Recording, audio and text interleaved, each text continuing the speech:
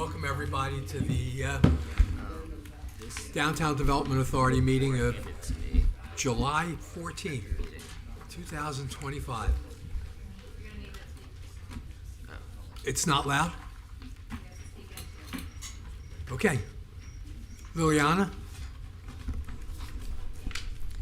Jim Knight, Present. Joel Zellman, Cole Devitt, Present. Brian Rosen, Present. Alan Costello, Present. Mayor Tom Carney, Eric? I'm here. Arinali Burton, Here. and with us is also Mayor Tom Carney. Okay. Today we'll welcome a new member to our board.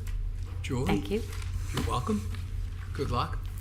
And an ex officio member, the mayor of downtown Delray Beach. Oh, all of Delray. All of Delray Beach. All of Delray.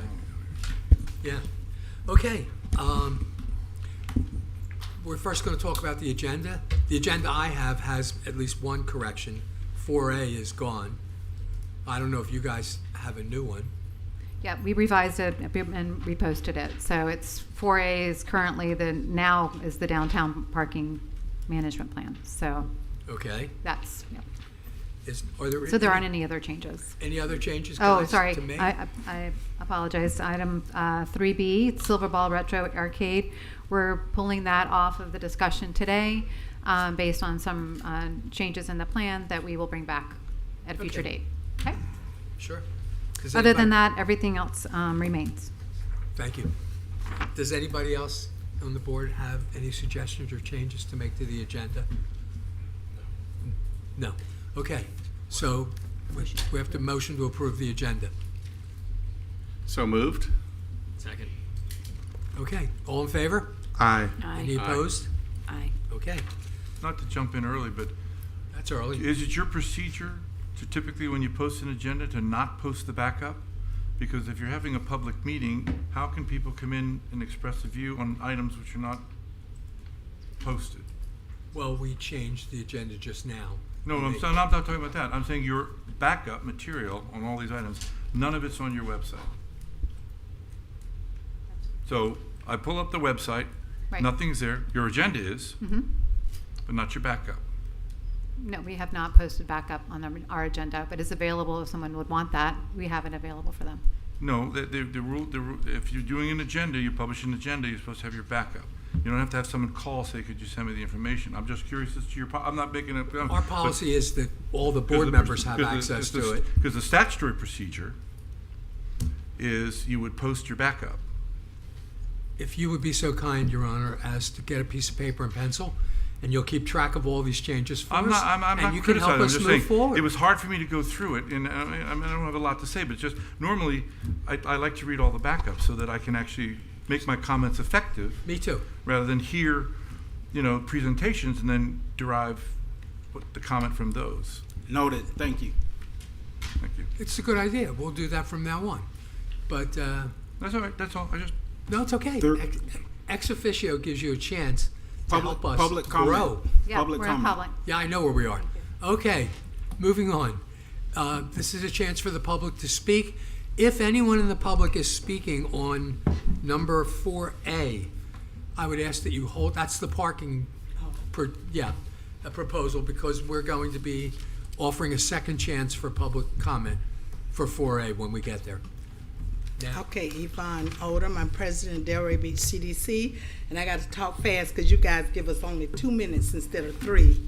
I'm a But- poor counter. Oh, yes. But I'm here because I am president of Delray Beach CDC, and just to give you a very quick background, those of you who may not know, I integrated Seacrest High School back in 1961, and then my husband attended Carver, and we graduated the same year. But the businessmen at Seacrest always had what was called the Hilltoppers Club. And what the Hilltoppers Club did, the businessmen paid money. I think Laura Simon's father was part of that. Those men are long gone. But the concept of businessmen supporting the local high school was ingrained in this community. The black high school, which was Carver, I later found out was called a quarterback club, and those businessmen did the same thing. So COVID intervened and all of that. So a couple years ago, I decided, why not? Because I was amazed at how these athletes in public schools had to pay so much money to participate in sport. So I did write a letter trying to share the history as new people come in Delray, because I don't think they realize the history of how the black community and white community supported their local high schools, which is now Atlantic High School. Atlantic is a product of those two schools. We kept Seacrest's colors, which was green and white, and Carver's mascot, which is the Eagles. And we're the only high school, I think, in the state of Florida that did that. Most schools, when they did the integration, they just dissolved both, came up with new mascots, new everything. So that's one of the things I want the community to understand, that this community always supported their local high schools and the athletes that attend. So I'm going to give her this letter. I have some that I'm going to be mailing to those who are already. This is our third year. You pay $500 to become a member, and you get your name on the thing out there, you see that, and you get 4 tickets to all of the home games for both high schools, Atlantic and Village Academy. And we proportionally donate the money to those 2 high schools based on the number of athletes. Also attached to this letter is a letter from Atlantic telling the accomplishments they had. For example, they were baseball district champions. Village also gave me a copy of some of the things they did this past year, and they were so appreciative. I also talked to both administrators, and they assured me that this money will go directly to reduce the cost of those athletes to participate in the sport. So that's my appeal. If some of you guys who got plenty of money who want to donate to this cause, everything is on here. My address, well, it's not my address. Miss Carol Howard is our treasurer. We just happen to be the fiscal agent. We didn't form another 501(c)(3). The Delray Beach CDC has been around since 1992, and because I'm president, I offered us to be the fiscal agent. We have a separate bank account for those funds so that we distribute that to the principals once we get it, and you guys, let me know who you are. And what the principals do, they put your name on a list, and then you just come to all the football. And it's more than just football.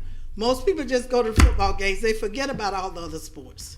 So that's my appeal, and I thank Laura for allowing me to come. I came 2 years ago when you guys were at the other location, and we got several businessmen who did take the call and pay the $500. So that's my appeal. And I'd like to get that part of your minutes. And it tells a little bit of the history and what it's going to, with the attachment from both principals. And if you have any questions, I know in public comments y'all don't answer, trying to get the protocol correct. And thank you so much. Thank you. Thank you. Oh, my address, did I give you my address? 3905 Lawson Boulevard, Delray Beach. Okay. Are there any other public comments? Hello, everyone. I'm Rhonda Geiger. I'm with the Palm Beach County Commission on Ethics. I'm here just for my annual hello. I have new pocket guides I'll drop off at the end because I guess I only have 2 minutes. So I'll be quick. I just want to say hello and remind everybody that we're here. Tell everybody it's our 15-year anniversary, so we've officially been around 15 years. And thank everybody for being present. This is a contract between you and the public, as we all know. But what I do want to do now, if everybody will indulge me, is talk a little bit about the complaint process with the Commission on Ethics. It's changed a little bit, and especially if we have some new people, well, or even some old people, because it's changed a little bit from what we've all been used to. So this may or may not be interesting or something that you want to know, but I want everybody to understand this is how it works with us. So as of June of last year, we can no longer move forward on information that we receive anonymously. This is because of a past state law, so a state law that was passed in June of 2024. So we now can only move forward officially if we have a sworn complaint provided to the Commission on Ethics. And the one thing I want everybody to know is anybody can file a sworn complaint at any time. Our very first step in that process is to just go through a very quick administrative overlook. Do we have personal jurisdiction? Do we have subject matter jurisdiction? Did the form come in the proper format? And if it meets those that very minimal guidelines, we will move forward on that, even if, for lack of a better term, we know that nothing's going to come of it. If it meets just the four corners of that document, then we will move forward on that.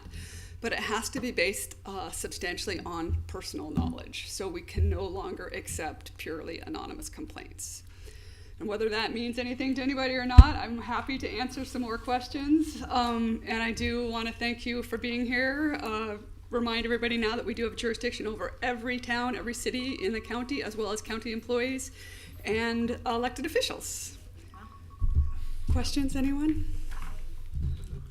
I love the program that you can't do it anonymously. I think it's, if someone's going to take that kind of stance against an individual that's volunteering on a board or is whether elected or appointed or whatever else, that I think it's a great program to change that and have it come forward from that standpoint. Do you want to tell me how, I mean, I'll tell you how it used to work. It just, to comment on that is, if we got anonymous information, we implemented a preliminary inquiry. It didn't go into a full-blown complaint until after we had looked into it already, and we believed that we had enough information to move forward. So we developed our own evidence before we moved forward on a complaint filed by the Commission on Ethics. So we didn't just file a complaint when we got anonymous information. We did an investigation before it went to that next step, if that makes you feel any better about the anonymous component. Unfortunately, I've been the part of the complaint process and went through it, and I think it would be helpful at some point in time for everybody to understand if you're voting on something that affects a large party or whatever else, meaning hundreds of properties or things like that, not specific to one. That's what my case was about. And Yeah, of course, I was nervous about it for a year, never hired an attorney or anything else, but came up clean and everything else. And they actually said, had I not voted on the item, I could have been in trouble. I mean, we do take a lot of pride in our investigations. I feel like they're very, very thorough. And you're right, if there's not a special financial benefit to an entity, a prohibited entity, then there typically is not going to be a violation. And when there's a large group, while there may be a financial benefit, it won't be a special financial benefit, if that makes sense. So you guys could vote on stuff that's going to impact the whole city, and that's fine, even if it impacts you, as long as it impacts a big enough group. So yeah, that's exactly how it's intended to work. Okay, get out of here. All right. Thank you. Well, here, I'll leave these for you guys to pick up. They're the new pocket ethics guides. They're just a reprinted version, so they're the updated. We'll keep them close to our hearts. Okay, I'm sure. I do. Thank you. Thank you. Thank you very much. Any more public comment? Okay, seeing none, public comments closed. How are we handling 3A? Okay, so 3A, I do believe we have the architect here that can give us a little bit of overview on 3A.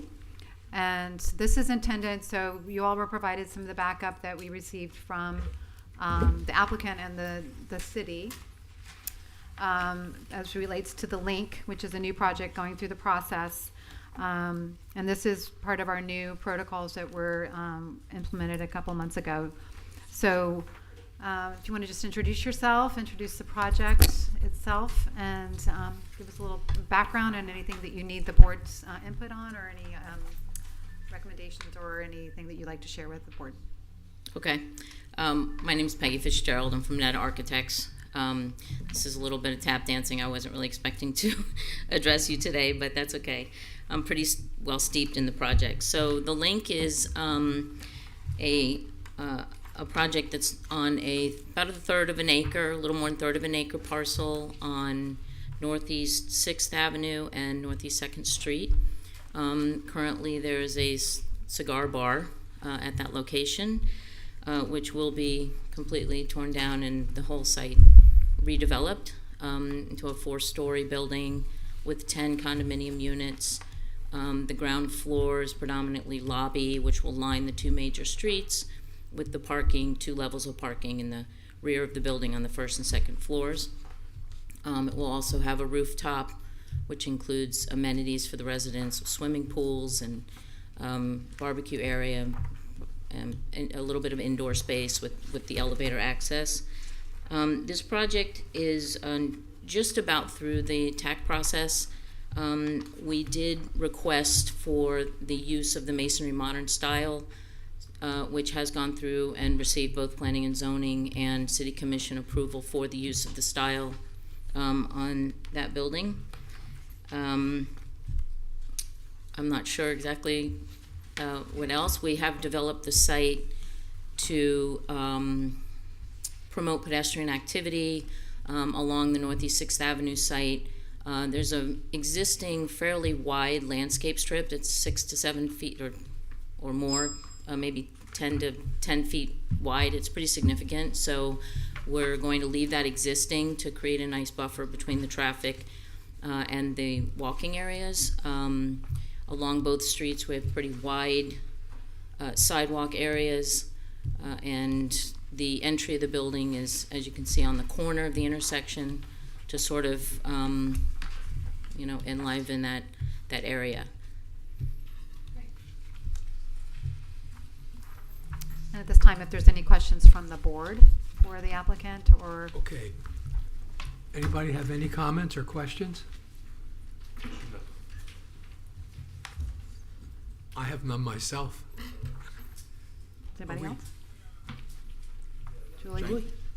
I'm just curious, what is the price point of that building?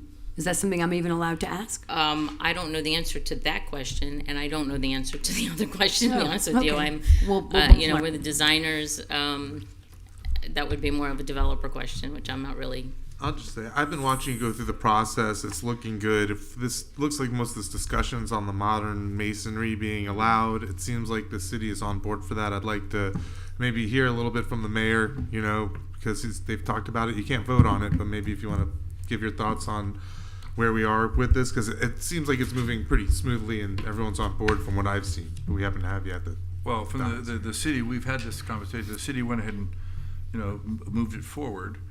There's been a lot of discussion on why we have to bring back every single masonry modern for discussion. I think that there has been some discussion about maybe providing greater leeway to staff to make decisions as long as they're within certain parameters, because it got to be a design that they had some issues with. Mm-hmm. But I mean, we actually looked at this recently and Yeah, it looked good to me. I watched the meeting. Yeah, so and for you moved to it just- forward. But yeah. I mean, that's just the design. Whether or not Right. that has nothing to do Right. with. Ultimately, staff will deal with the size, the setbacks, the this, that, and the other thing. This was just whether or not the design. And that's all we're looking at tonight too. I believe so. Yeah. So again, I'm just couldn't have said it better. I'm in line with that. I don't know if anyone else has anything. Is else that to something say. the city's maybe talking about getting rid of? Is the masonry modern? Do we know? Or They're it's- talking about bringing it in because there More aren't so. many, but with I more. feel like it's all over the place. Isn't it? We have varying views on the commission as to There's whether some it should or rumblings, shouldn't. but- So Yeah. it's kind of a moving target at the moment. But I think at the moment, every single meeting, it seems to be someone's coming back with a masonry modern. So maybe it's time to reevaluate that decision to bring everything back in front of all these boards. Maybe you can speak to this. Why is that such a popular design? Is it cheaper to design or? Well, I believe that Cost efficient. if you talk to developers, they say that modern design is really what people want to buy. The Mediterranean Revival. It's an approved design in Delray Beach. Probably not something that it really attracts buyers. It's just sort of trending to way the market is running. I do believe that the discussion around Masonry Modern in Delray Beach and with the planners and the reevaluation and actually bringing in front of the boards was they weren't necessarily getting the designs they were really anticipated or the quality designs they were looking for. And so there's also been some discussion about maybe reframing the the standard of the design that's in the design guidelines, because it is 10 years old, and, you know, does it expand? Does it become more, give architects a little bit more free reign to maybe elevate the design? Or, you know, so that's sort of just some of the discussions that have been happening, Okay, thank you. and probably why it's so prolific, yeah. Well, guys, We have our cheat sheet. I don't see the voting. There's no. We're not We're not voting. voting. This is not a okay. voting Oh, situation. okay. Oh, that's right. It's no No, this longer is all new voting. Okay. process, so this Perfect. is, Got this it. is part of the new, so the new, which, it's more of just The proposed. discussion, and, it's the proposed, protocols right now, based on the way the city's, moving forward. So it's, or for us to bring, if they're available, for the applicant to come and present to you all, and then take back Thank you any, for coming. No problem. any feedback as we move forward. So this is still new for us, so once we, get through that process better, but. And like I appreciate you said, being here. we have pretty much finished the TAC process with a little bit of redesign coming from those boards about the design itself, but all the comments have been pretty much addressed, and we're just waiting to kind of get back to planning and zoning for approval. So, When did you start the process? How long ago did you start this one? I'm gonna say the first submission was maybe a year and a half ago. I think it was a little, yeah, something like that. Okay. all right, if there's no other comments, then thank you very much Okay, thank you. Thank for you. the presentation. It's Oh. it's very awkward to hear that and not vote or comment, or it's, Right, so I also just provided you all, since we're on this, development projects, tomorrow evening at the city commission meeting, commission will be discussing, the procedure for this change in the procedure, that is somewhat being imposed, that's kind of taking away the normal process of which projects have been brought to before the DDA that are in the downtown, purview as part of the, our statute as a recommending body. So there's been changes on certain, well, there was changes in levels, but like level 3s and level 5 site plans, any development or redevelopment would come forward to the DDA for input and recommendation as it moved through the process. So that discussion is on the commission agenda tomorrow early in the meeting. So I did provide you with the agenda and the backup on that as well. So yeah, I don't have the cover letter, the city manager's cover letter here. I have the letter from Developmental Services, but not, that is the cover letter. that's the mayor's letter? No, that's the city manager. I mean, the city manager, I apologize, Yes. Mayor. Right. Yeah, I know. That's the cover memo from the backup of the agenda. Well, I'm looking for the recommendations paragraph. I thought It's it in was. there. Yeah, well, So okay. What's your what? There it is. Got it. Got it. I'm Okay, sorry. I that's okay. apologize. I wrote it a different way when I copied it at home. I'm sorry. But this is what I need to bring up for our board conversation right now and comments. In our recommendations in the city charter was read in our charter, and this is what it says.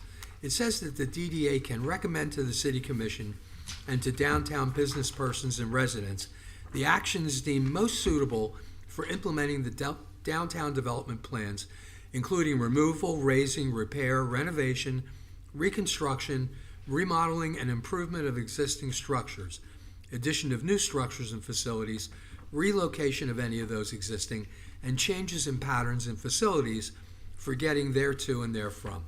So for 53 years, the DDA... Just to clarify, Al, it's in the code, not the charter. Just there's a slight difference. Okay, well, a big it's written in difference, our actually. charter, It's and it was written into the code of the correct. city. You're right. So, and in our bylaws. And for 53 years, we've been following this paragraph and using it to comment on developmental Right. projects within the city. We'll know more about what the city's wanting to do after tomorrow for sure, because it's on their agenda. I wouldn't mind commenting on it right now, No, but thank you. Yeah, go ahead.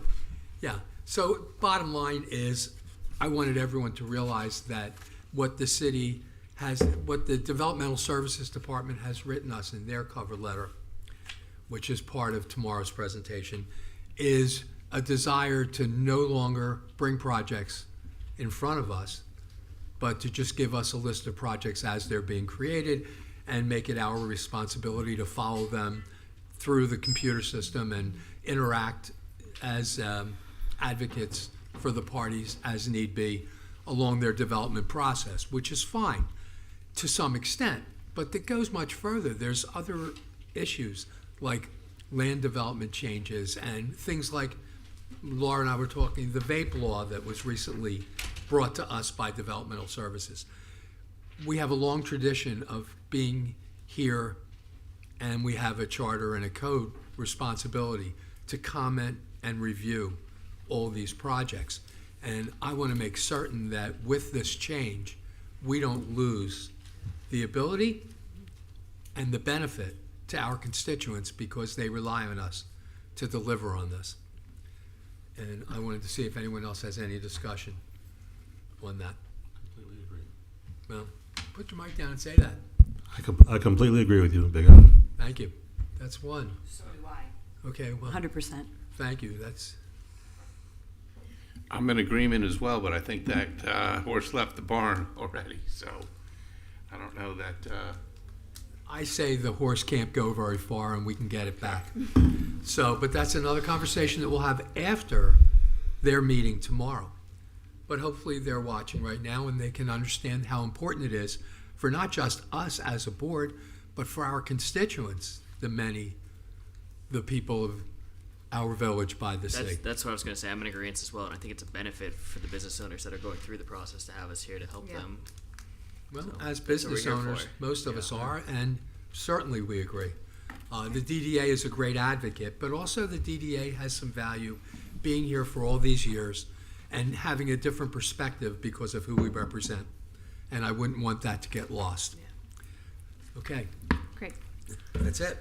So, moving on, if there's no more comment on that, thank you for finding that paragraph for me. I never would have Sure. found it in my phone.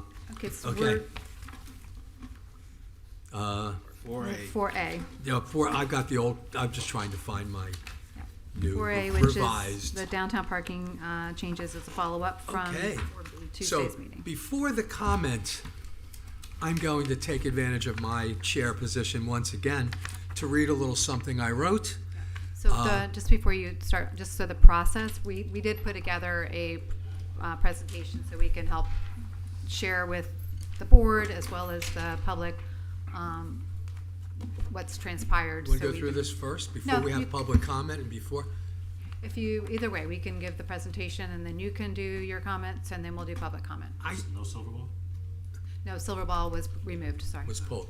Oh, you missed that, I'm sorry. Okay, I would like to have the presentation and then make my comments before we have public comments. Okay, very good. All right. Who's- So this is a matrix which was recommended by one of our by our vice chair to put together for you all, just as a, and also just high level, so we can see. As Tuesday there was at the City Commission a presentation provided by the city on the downtown parking and the curbside management plan as a review of the parking management itself, and there were several items that were brought forward with that plan for review. So just wanted to give you all, and this also, we as a board and organization did provide the city with some recommendations as it relates to this plan and downtown parking, which was provided to the city prior to this presentation. So we've included in this presentation the current situation, what the city proposed and what the DDA proposed based on those items. So there was the first tier, as we've outlined it, which is Atlantic Avenue. And we're only talking about the parking, which is west of the Intercoastal Waterway. So the first tier is on Atlantic Avenue. The parallel parking spaces is designated as $4 an hour with a 3-hour limit. and the parking begins at 12 p.m. And to 12 a.m. or 9 p.m. on the up until Friday and Saturday, and Friday and Saturday it goes to 2 a.m. The city's proposal is there's no change in the fee, but to start charging at 11 a.m. And then our proposal was not to change anything. On the second tier, which is the side streets where the meters are in the downtown, between Swinton and Federal Highway, currently it's $2 per hour, and the times are starting at noon to 9 p.m. as well as noon to 2 a.m. The city proposed to increase it to $3 an hour and change the starting time to 11 a.m. And then the DDA did not suggest any changes at that time in our proposal. So the third tier, which is all the surface parking lots, which include the Railroad lot, the Gladiola lot, the Bankers Row lot, the Veterans Park lot, and the Village lot. And those are currently timed with 2-hour or 4-hour or 9-hour parking, and they are currently free of charge. The city's proposing to add meters to those areas and to $2 or 3-hour per hour change with a 4-hour maximum time limit. In our proposal to the city, we provided a $2 an hour to the railroad lot only, and with time limits in the non-metered spaces, or during the non-metered times, and then a unlimited time frame at start metering the lot at 4 o'clock. So parking garages, currently they're free until 4, and then it's a $5 flat rate. The city proposal was $1 or $1.50 an hour. I put no employee parking program because that wasn't part of the discussion. You all provided a recommendation of a free parking garages to be free, not the $5 flat rate. And then the next slide.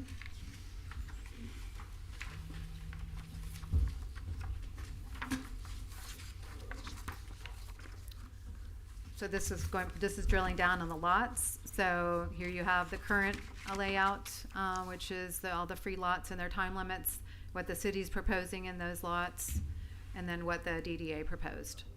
So again, we suggested that in the railroad lot that it be free until 4 p.m. And $2 per hour starting at 4 for the peak time, which is our nighttime in that lot. Next one. So the additional proposals from the presentation were around the centralized valet program, which is part of the curbside management plan proposal. Currently, the valet program is throughout the downtown, both on street and in private areas such as like Deck 84 or in other locations. But there are centralized valet companies. They've been running the valet programs for over close to 30 years now. And rent spaces for their queues on from the city, and then rent private lots from private property owners. So the city's proposing to do a centralized valet program utilizing the city lot and county courthouse lots as part of their hub for the cars for this program, and utilizing 3 locations throughout the core area. The board, our DDA board, you all opposed having a centralized valet program when we reviewed that. We did, however, so when you're looking at the county courthouse lot, currently it's only used during city events or special events for the city itself. The city's proposing to utilize that for centralized valet. You all, as an organization, we proposed it to use on the weekends, or really Thursday, Friday, and Saturday night, when we have majority of our town as an increase in parking. Employee parking, currently there's not an employee parking program. The city did not have an employee parking program as part of their recommendation. We have provided 3 different, over the years I've been here, 3 different employee parking programs to work with the city, and all haven't made it through the plans. We had it, the last really robust one we had was with the trolley. We had it ready to go, and it fell off the shelf on that just based on bandwidth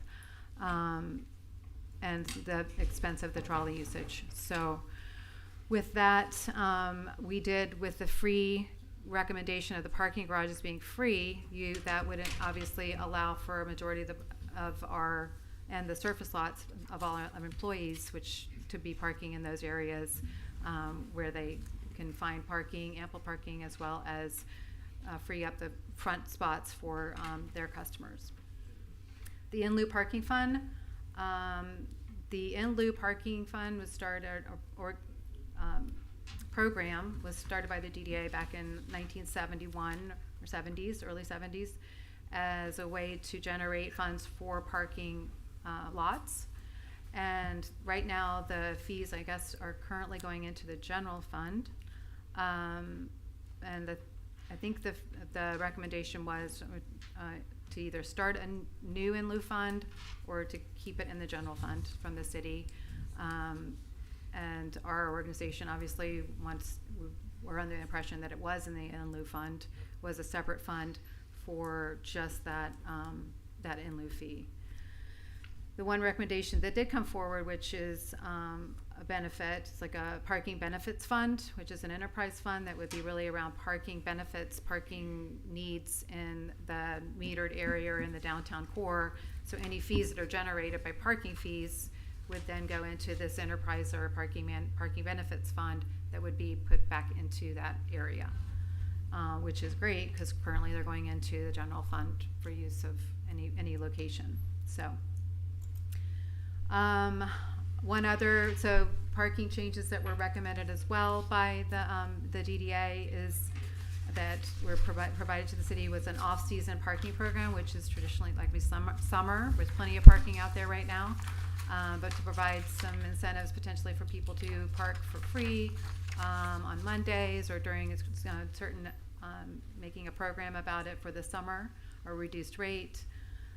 Also the peak time frames, looking at, with parking management, as this has always been discussed, is that you would manage the spaces that are higher intensity or would have, so similar to Atlantic Avenue and 2nd Avenue, high intensity use at 8 o'clock on a Saturday night in February, raising those rates and lowering rates in underutilized areas. So that way you would move people around to the spaces, and that's really part of the parking management, is to be able to manage your space in that parking area so that their people would be able to move in a way that would balance out the area.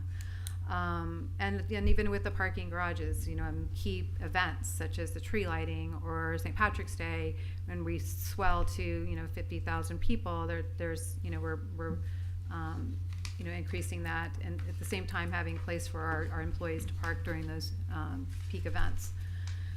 So just looking at the peak times to utilize that. And then the other one recommendation that was also taken into consideration was the Parking Management Advisory Board.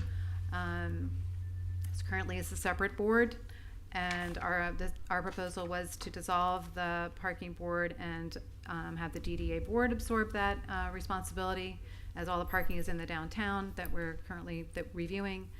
And the city proposal was to eliminate the parking board just altogether and the city would take on that responsibility.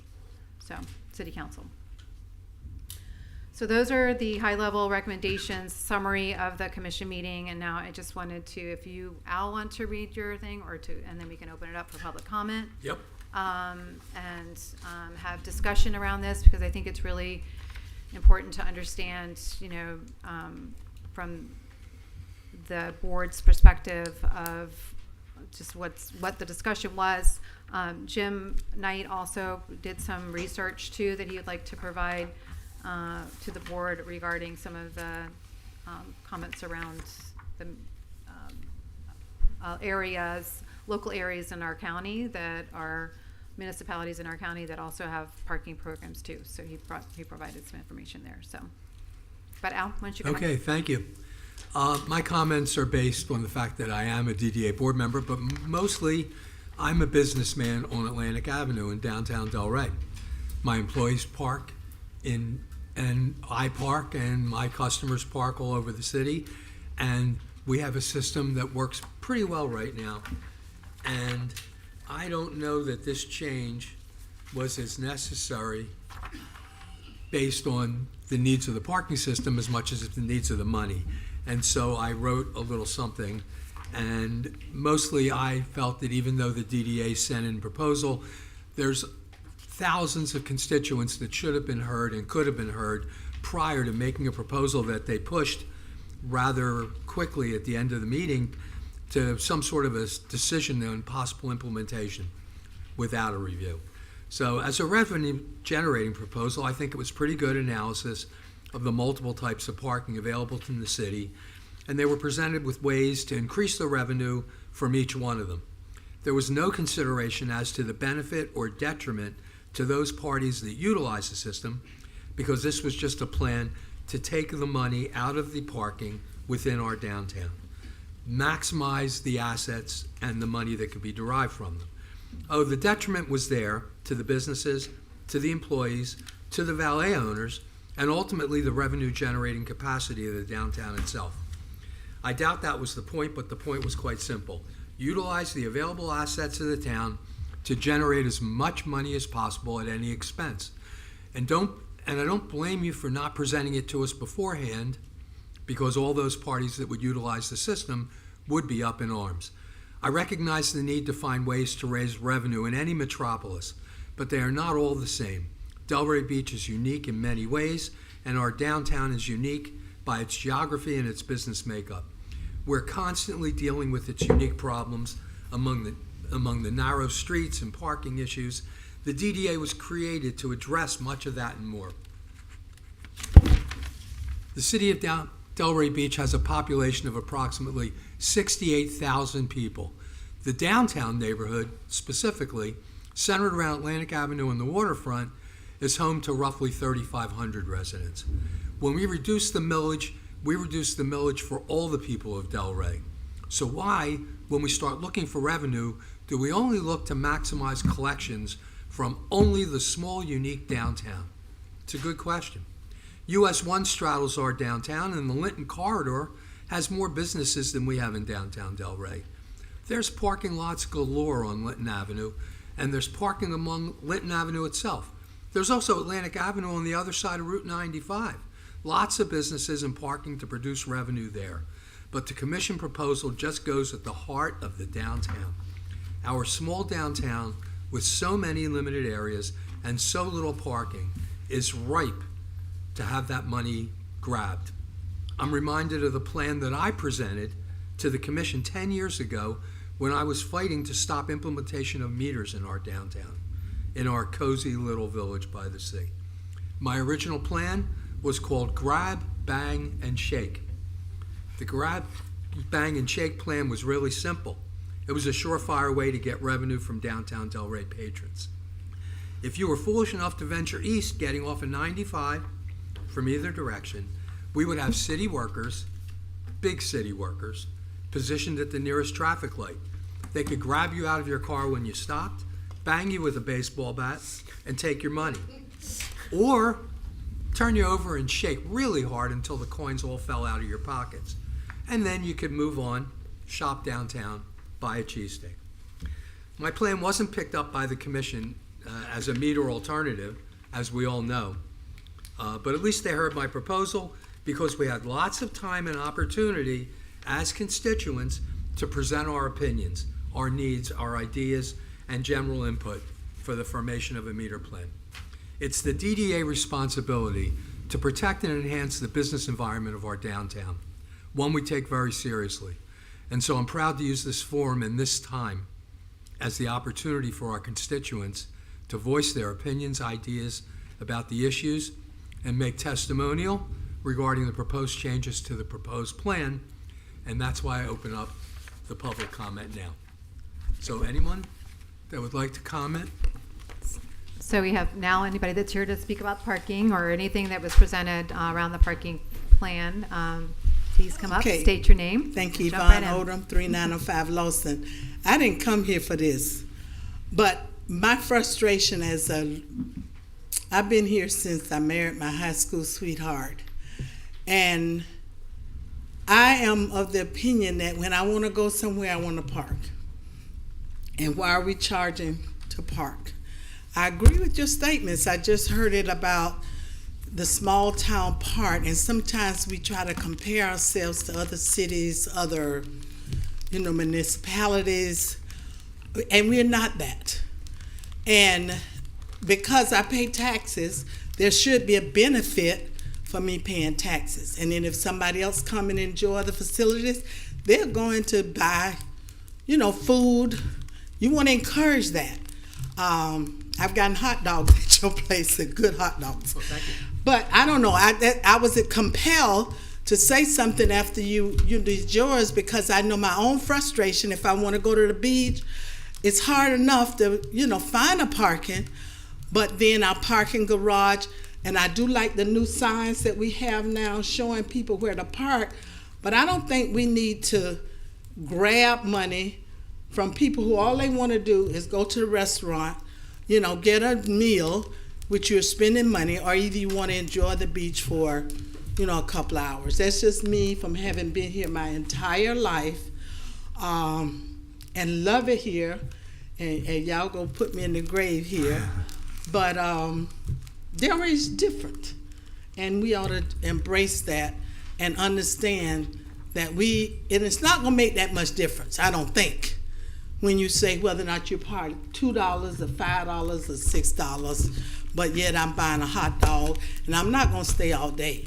So that's just my frustration as a resident when I try to go somewhere and maybe grab an ice cream cone, and then I gotta find a meter, and and I did get a ticket one time because I didn't know how to work the, all that kind of stuff. So that's frustrating me as a resident, and you get frustrated because why am I getting this ticket because I couldn't find, the meters where it is. That's just me. Ms. Odom, before you go, Yes. I want to thank you for your time and coming up. Yes. And then, quick question: Do you have your city resident parking sticker? No, I for didn't your get car? it because It's $12 a year, I know, and you can park in any of these lots for but free. I'm right? just That's- old fashioned. I'll stay in. I've that's what I'm saying. I've been able to park where I want to park for 60 years. Yeah, but I'm just So saying it's yeah. worth getting. And one thing I always talk about us with messaging with parking is while we're talking about parking is make sure our 67,000 residents in the city know that for $12 they can literally park in any of the side I know, streets but and everybody, garages. those 67,000 don't know that. I know. That's, I think I'm something just- we got to work yeah. on ourselves here, but Right. also again, let us know if you have some ideas on how to let people know in the community. Because And I'm like Mr. if there's David that's Randolph, more than one time. Y'all make us go on the computer to go fill out something instead of having a real person to say, come fill this out. I actually think So- you do it with a real person at the parking garage. Yeah, it's actually you have to show up at the parking garage Yeah. for a real person. With your resident. Yeah, with your little card. license Yeah, and show all your that. thing. Yeah. Anyway, It's that's just me, worth and y'all do experimenting. what you want to do because you're the decision makers. But me as a long-time, lifelong resident, it's hard to accept the change when now I'm frustrated. I don't know where the parking is, and all I have to do is run in, get my sandwich, and come on out, or try to find somewhere to park. So that's just me. Thank you, Ms. Odom. Hello, I'm Todd Herbst. I'm one of the owners of City Oyster, Elisa Bettas, and Rocco's Tacos. I'm speaking to the Valet proposal. Look, for Valet to work, it needs to be efficient and it needs to be fast, and people want to have to use it. It's got to be convenient. And what's being proposed, I don't think is actually very convenient because of the distance that potentially the Valet users are going to have to travel to go to the centralized lot, and more importantly, for the cars to be brought to the courthouse, which I love all that parking that it's available. But to think that the car being taken, you got to envision this now. If you're a guest coming to downtown Delray Beach, you're going to drive into downtown Delray, you're going to find a centralized parking space or parking valet. So you're already halfway into town, so you're already causing some traffic. From there, the car's going to get picked up. It's going to be brought in the opposite direction, I don't know how many blocks, to this giant parking lot, which, again, it's a sin that that thing sits there empty. But filling it with valet cars is not the answer, because it's going to take too long to get the car there, and then it's going to take too long for the valet to get back to pick up the next car. Now, when I'm the guest, when I do go to pick up the valet, to pick up my car from the valet stand, and I know there's a proposal that you could actually call it in, and some people are great with technology, some aren't, but the car will then have to be picked up from a lot that's quite a distance away. Hopefully there's a car to bring in that direction, but if not, even if there is, you still have all that traffic that you have to contend with as you drive out and drive back.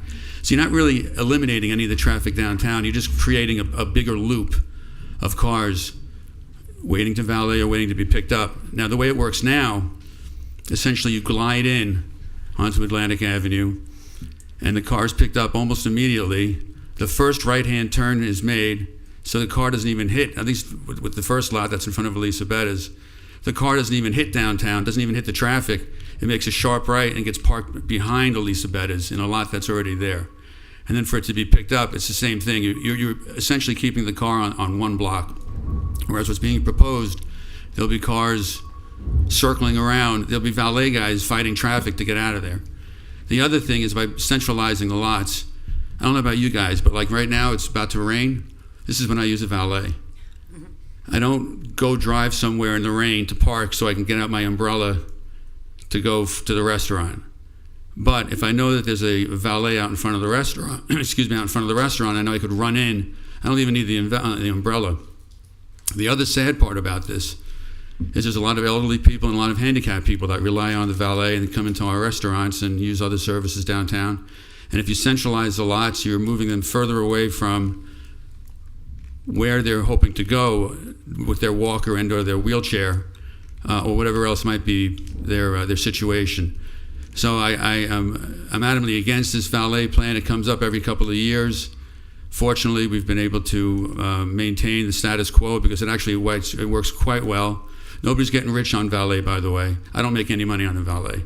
The valet companies do not make money. They're always looking to increase it, and I think $15 is, well, I'm not going to comment on that, but let's just say there's no money in valet. If the town of Delray is hoping to pay their bills with valet funds, we got bigger problems. Thank you, Todd Herbst. Excuse me, Mr. Herbst? Thank you. Could I ask a question? Todd, come back. Just a question about the employees and paying for the parking. I'm just curious about that. And have you had a chance to think about that at all? And how do you handle your employees currently? It's basically they need to find a spot. It's not a great system. I agree. I mean, there's been proposals about having employee lots. I'm not really sure what the answer is there, what the solution is there. I see both points of view. I'm here to fight to the death for the valet. So as far as for the employees, I like the current system as it works. It's not a perfect system, but by the way, the servers aren't getting rich either. I mean, for 7 months out of the year, there's barely anybody in these restaurants, and these servers make most of the money on tips. So to try to get them to pay whatever's being proposed, I think is probably unfair to the server. Thank you. Thank you. Yeah, we're moving forward, but I would just like to say that I agree with the fact that the servers are not making money 7 months of the year, and it's very tough when they have. And this season is flat, as I learned today, but it seems as if there's, population-wise, it's flat, but money being spent in town seems to be reduced. It's a very tough year. And, but let's move on because we're going to try and keep it down to 2 minutes, so make it great. Go ahead. No problem. My name is Martin Doro, 236 Southeast 5th Avenue. Moved to Delray a couple years ago. I wasn't planning on speaking about this topic either. I love Delray. One of the reasons is all the great restaurants and activities on Atlantic Avenue. I use them often. Love going to the beach. Parking, though, is an asset. And maximizing your asset and realizing the most for your asset, so therefore using user fees so we don't have to raise the taxes on people who live in Delray Beach and people like me who live in the DDA area is reasonable. There are professional parking management companies. I don't know if you've utilized one to examine this, but it's a serious issue and a significant revenue generator for the city, in my opinion, and I think it should be professionally analyzed. Valet is great. I use it when I go to Cafe Luna Rosa, pay $5, have my lunch or my dinner, I'm gone. However, many times I go to the beach, I take an Uber. There's no parking along A1A, so I take an Uber and I don't complain. There's a lot of options available. The Citizens Pass for $12. I didn't know about that. I think I read it, but I'm going to look into that too. Thanks very much. I love it in Delray Beach. It's a great town. The DDA works hard at it. Let's keep it great and make it fun for people to come to. Thank you. Hi, everyone. I'm Samintra Mohammed, and I'm here as the Director of Business Management for Periwinkle, Morley, and Coco & Co. on the Avenue. We are a retail business, and I know that a lot of restaurants have been mentioned as far as how the parking affects restaurants. But as a retailer, our employees, first and foremost, park in these parking lots. We are only open during the day. Our employees get there at 9, and typically our store closes at 6, so can leave anywhere between 6 and 6:30. This would massively affect our employee parking, and we have a lot of people of varying salaries, but we have a lot of seasonal people who are steamers, taggers, sales associates. They're making $15 an hour. So to ask them to pay for parking is significant, and that affects our turnover. That affects on who we're hiring, how we can hire them. And our sales are down from last year, but it's not just restaurants that are in the business, and they definitely need to be tended to, but it is the retailers as well. And now if we were to have to pay for the employee parking, that drastically affects our overhead and expenses for the company, for all three companies. So I just wanted to make you aware of that. I mean, that's a significant impact. So I really hope that we can keep the parking situation the way it is now. The other part of it is that we do have customers. That's our bread and butter. And customers don't want to pay any more for parking. And I understand the city has to make money, but I do think that there must be another way, and there's brilliant minds here to be able to figure that out. Can I ask you, do you think the system right now works? I think there's room for improvement, 100%. I don't think it's perfect, as the other gentleman had said. However, I don't think from what I've seen on the proposals, I think it's worse, especially as a dramatic impact to us. Thank you. Thank you. Hello, my name is Patty Christensen, and I'm the manager of a retail store downtown on Atlantic Avenue, Jean-Pierre Khalifa. And when I received this and was looking at the parking and what you're going to do, all my employees and myself, we park in the railroad parking lot. And when I saw what you were going to be charging and a 4-hour limit, well, I work 8 to 9 hours, and a lot of times I'm there by myself, and it would be kind of hard for me to shut the doors, go try to find another parking space, and pay more money. So to me, that wouldn't work. And my employees, like she was saying, they make maybe $15 to $17 an hour. And they've already said if they have to start paying parking, they're going to leave. My employer will not pay our parking. He's a small business owner. He's not, a corporate. So if he doesn't have employees, he's going to close the doors.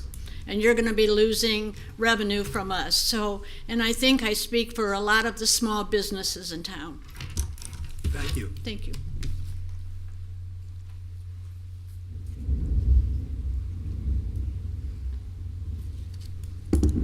Good afternoon, Board Chair, Board members. I'm Mavis Benson. I'd like to reframe how we evaluate the decisions we make, particularly those that directly affect our downtown businesses, employees, and the experiences of visitors and residents. Too often when we implement a new policy, whether it's about parking, pricing, or programming, the question becomes, did it hurt anything? Did it kill business? But I believe that's too low a bar. The more useful and forward-thinking question is this actively helping us? Are we creating the conditions for downtown to thrive, not just survive? When parking prices go up or programs shift, we can't rely solely on the absence of visible damage or complaints. We need to ask, are our employees finding it easier or harder to get to work and stay for a full shift? Are our customers lingering, spending more money and time, or are they leaving sooner? Are we seeking growth and business health and not just endurance? No harm does not mean positive impact, and I think we all want more than just status quo. We want vibrancy, we want prosperity, we want a downtown where businesses don't just adapt, they succeed. So I respectfully ask, as we consider future decisions, especially those involving pricing, access, and curbside management, let's raise the standard. Let's ask not just what a policy avoids, but what it builds. As a DDA board advocating for our merchants, please reach out to our commissioners and request, before moving forward, urge the commission to engage directly with the merchants, workers, and residents. The plan must account for economic balance, accessibility, and equity for all stakeholders in the downtown. Let's not build a system that pushes away the very people who contribute to our city's character, culture, and economy. Thank you, Mavis. Thank you.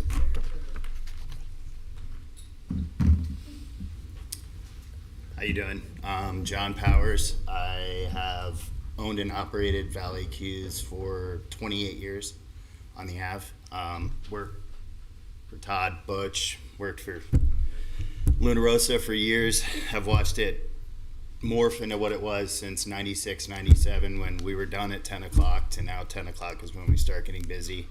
I've watched leasing the lots, stuff get built out, garages get built, lease property, all that kind of stuff. Pretty much everything's been said. I just am offering a voice, or if you guys do any sort of workshop or anything like that, I would love to just add to it, or whatever we can do. We also do all the stuff for the city, all the tennis events, any sort of extracurricular stuff that you guys have, we've done for years. So I don't understand why none of the operators were approached with any of this to form it or any sort of ideas, but I'm offering it now if you guys do anything in the future, a workshop or whatever. So that's it. Thank you. Hi guys, most of you know me. I'm Butch, former owner of 32 East, and I've been involved in the valet parking for 30 years. I believe I had the first queue on Atlantic Avenue. The valet parking system as it stands costs the city nothing. Valets privately pay for lots. They get no assistance from the city that way. We drive revenue to the city. We pay for queue spots. I don't know, it's probably $50,000 or $60,000 a year for the queues. And like John said, even when the parking study got done in 2020, we were asked to come and talk about it, see if we could improve it. There's been no such discussion as I can see it now. Nobody's asked us how it would affect the city, how it affects businesses, how the city, I listened to the Public Works presentation. They use Carl Gables as the centralized valet example. It's the only one in South Florida. It's not apples to apples. They have a 5-block downtown. They have 5 valet queues on the street. They have 4 lanes of traffic. They have municipal parking and garages, lots behind the businesses. It's an entirely different system. So I agree with John Powers. If you want to talk about changing the system, I'd give the valets who have been here for 30 years, who have gone through development, saturation, loss of private lots, had to go out and find more lots, pay more money. I would ask them what they think about the system and how they can improve it. And I'll speak about employee parking. I leased the library lot for 2 years, and with Laura, we started to develop a system where we could shuttle employees into town for a reasonable price, something that wouldn't burden them. We lost that lot because of the county's participation, and now it's kind of funny to hear those lots being talked about in this new system when they were denied us. I think you need to talk to the people who have actually done this for 30 years, who know this city better than a lot of the people sitting on the dais. And that's my position. I'm more than happy to be involved. I still have buildings downtown, and I care about these guys. It's their living too. They know every vendor and business on the street. So, and I think discussion is warranted. Thank Anybody you. got a question? Great to Yes, see you. David. Yeah, It's good to see you. Thank you, Butch. Thanks for the opportunity to speak today. Dave Leonard, I provide the valet parking service for Todd at Elisabetta's. I just listed some bullet points that I just want to run through. There's no order directly to them, but if you just give some thought to some of the things I have to say. During the presentation last week, it was suggested that the lots are privately owned and could be converted to private metered lots.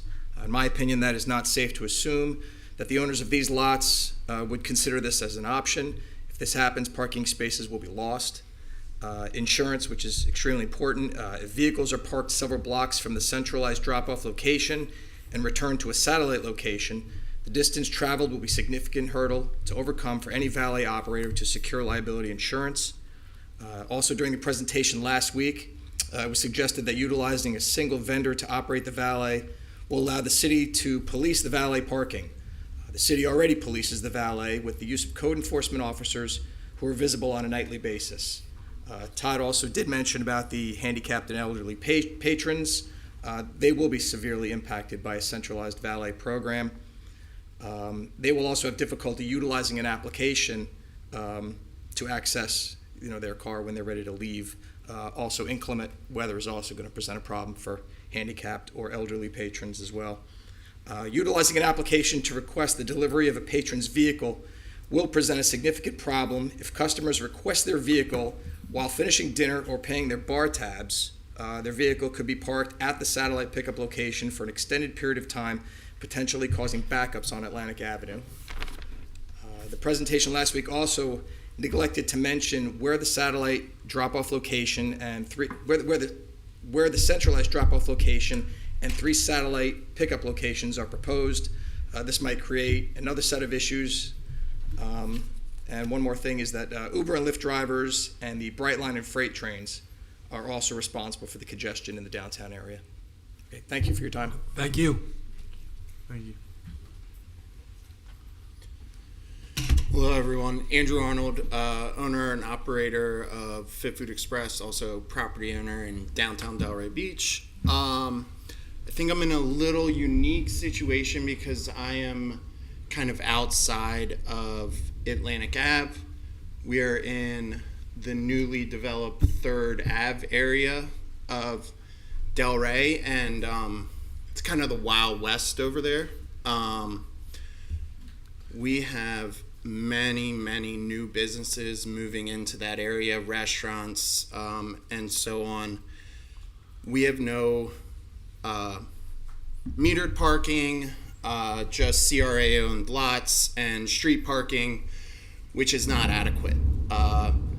The problem I see is these restaurants being approved with, I believe it's called the in lieu parking fee, where they pay an exorbitant amount of money to not have parking, which eats up parking elsewhere.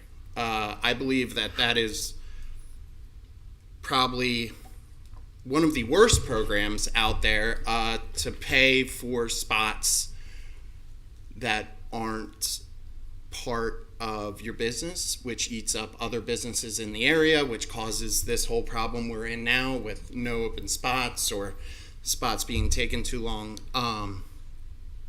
That I just wanted to comment on that because we are seeing a huge influx in people parking, such, all that. I do like, that adjustments to parking downtown. Revenue's great, money's great, whatever the city needs, but I see that affecting us out on the outskirts, which is, I know I shouldn't say this, but I like to see metered parking because it allows people to move and rotate and get in and get out. So yeah, it's just, I know it's coming for me. It's coming for our little area. I'm a small business owner. I have no support of, corporate money, corporations, financiers. So I battle it every day. And I have a private lot that I have to tow people from constantly because there are other businesses with table service and whatnot that have been given spots that aren't there. I think that's crazy that restaurants can open with zero parking whatsoever. Thank you. No. Thank you. You know that the In Lieu program had great benefit in the beginning in Delray because we had There's we had no a parking surface issue. area anymore. And I meant to because of say that, that. we developed into the town Yeah. we are. However, the funds that were collected were supposed to be dedicated to building of new spots, and that was always the concept. That would have been great. And it's still in the ether as the concept. Where's You their know? open area? Well, you build this way. I would love to see that. Yeah, so would we. I've been pushing the CRA to build a lot as well, so Yeah. we'll see. Give us a call. We'll push with you. Yeah. Thank you. Yeah, thank you so much for coming. Appreciate your time. And one thing to mention too, just because it is a unique area where he is, and there are a bunch more restaurants opening. You know, that area doesn't have meters currently. You know, it's within Or times. or times. It's just wide open. And I went by 10 o'clock on a Monday, you know, and it was filled, and those cars don't move. So again, you know, we've seen businesses like the roller or like the pinball place, which is surrounded by parking, saying, hey, can you please do something about parking? Because even though I'm in a sea of parking, all the spaces are filled all the time. You know, can you meter it? This is another business kind of coming and asking for it. So again, I think it comes down to how we work with the city and how the city works with all the businesses to, you know, again, maybe put some more meters in areas that don't have them and just help manage Parking our management. parking. I Yeah. think that's just it. Parking management is vital.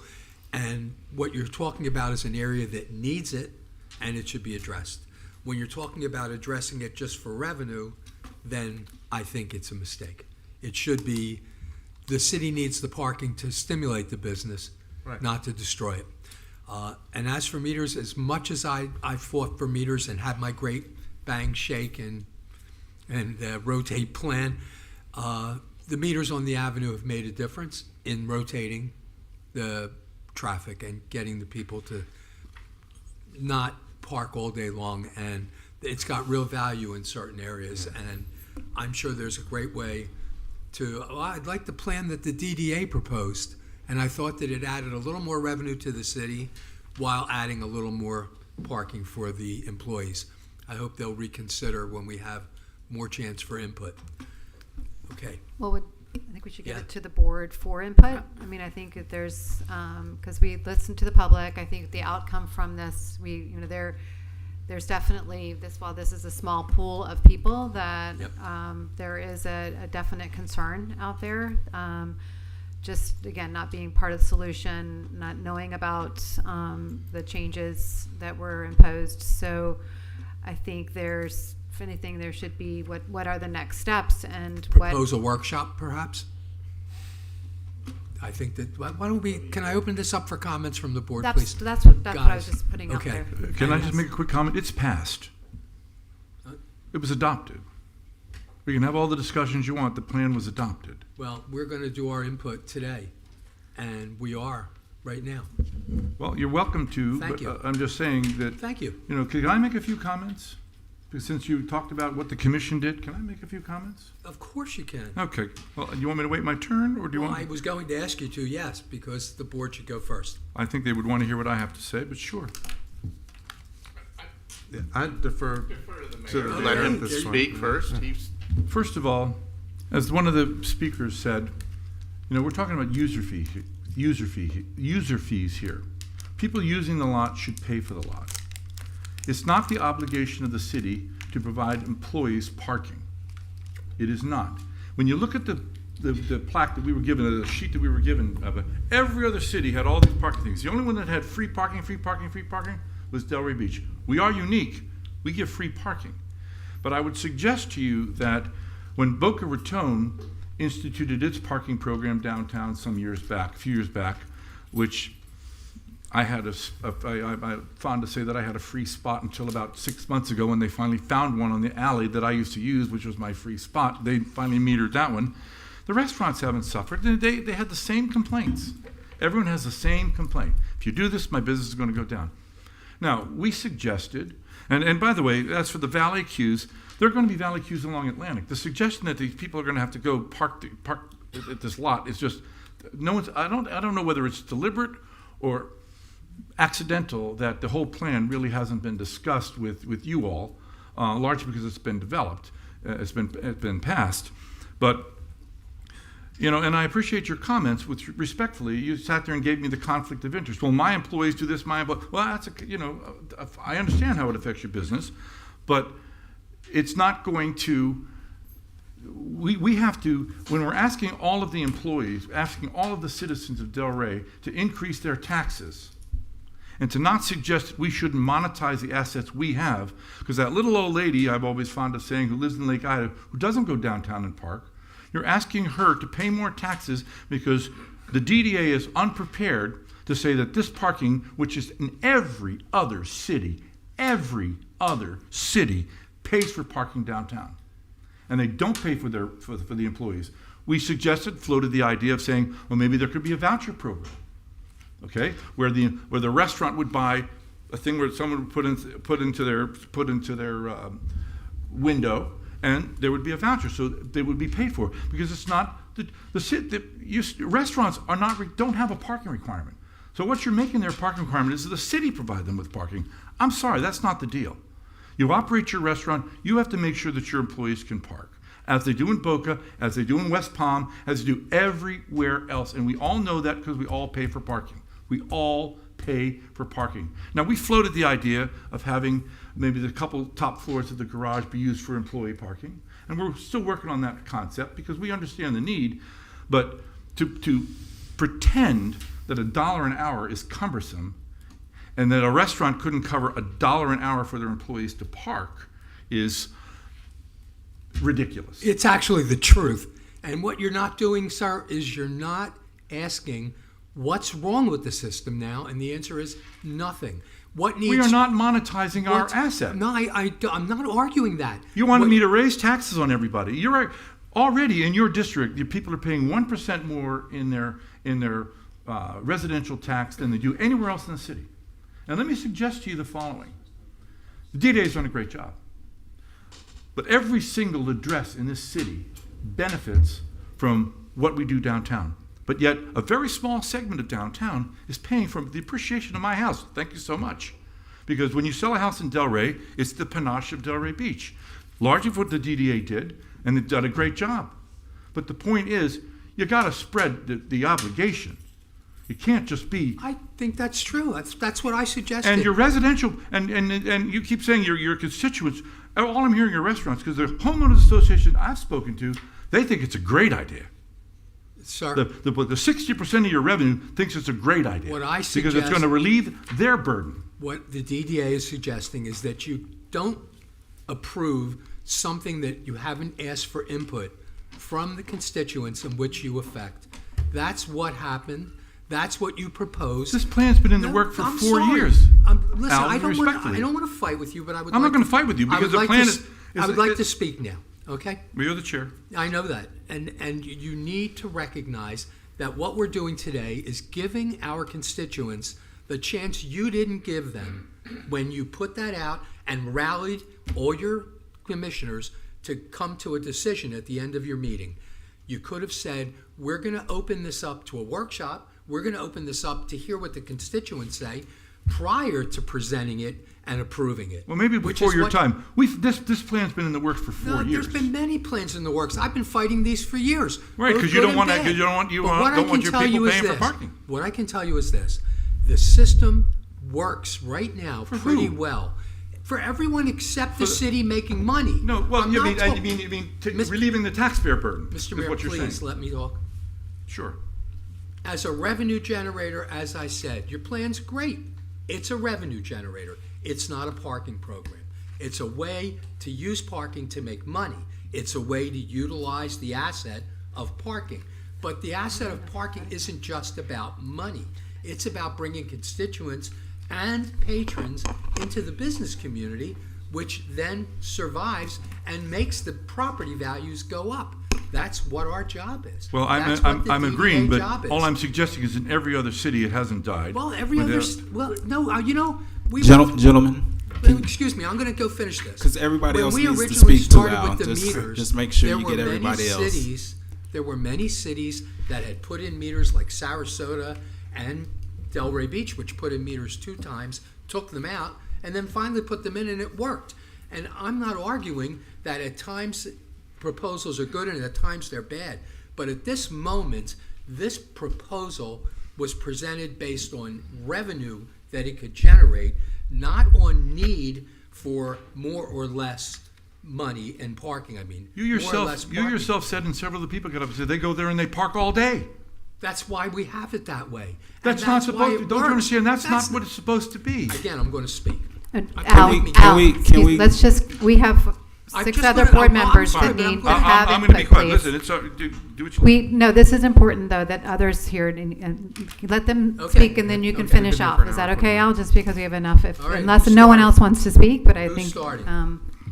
Jim had a couple I'll comments. start down here. First of all, I think it was Gibbs's study which was important to move the cars off of Atlantic Avenue by charging enough money that moves the cars so there are spaces open. I think the whole concept was that any given time you would find one space open in the certain blocks or whatever else, so forth.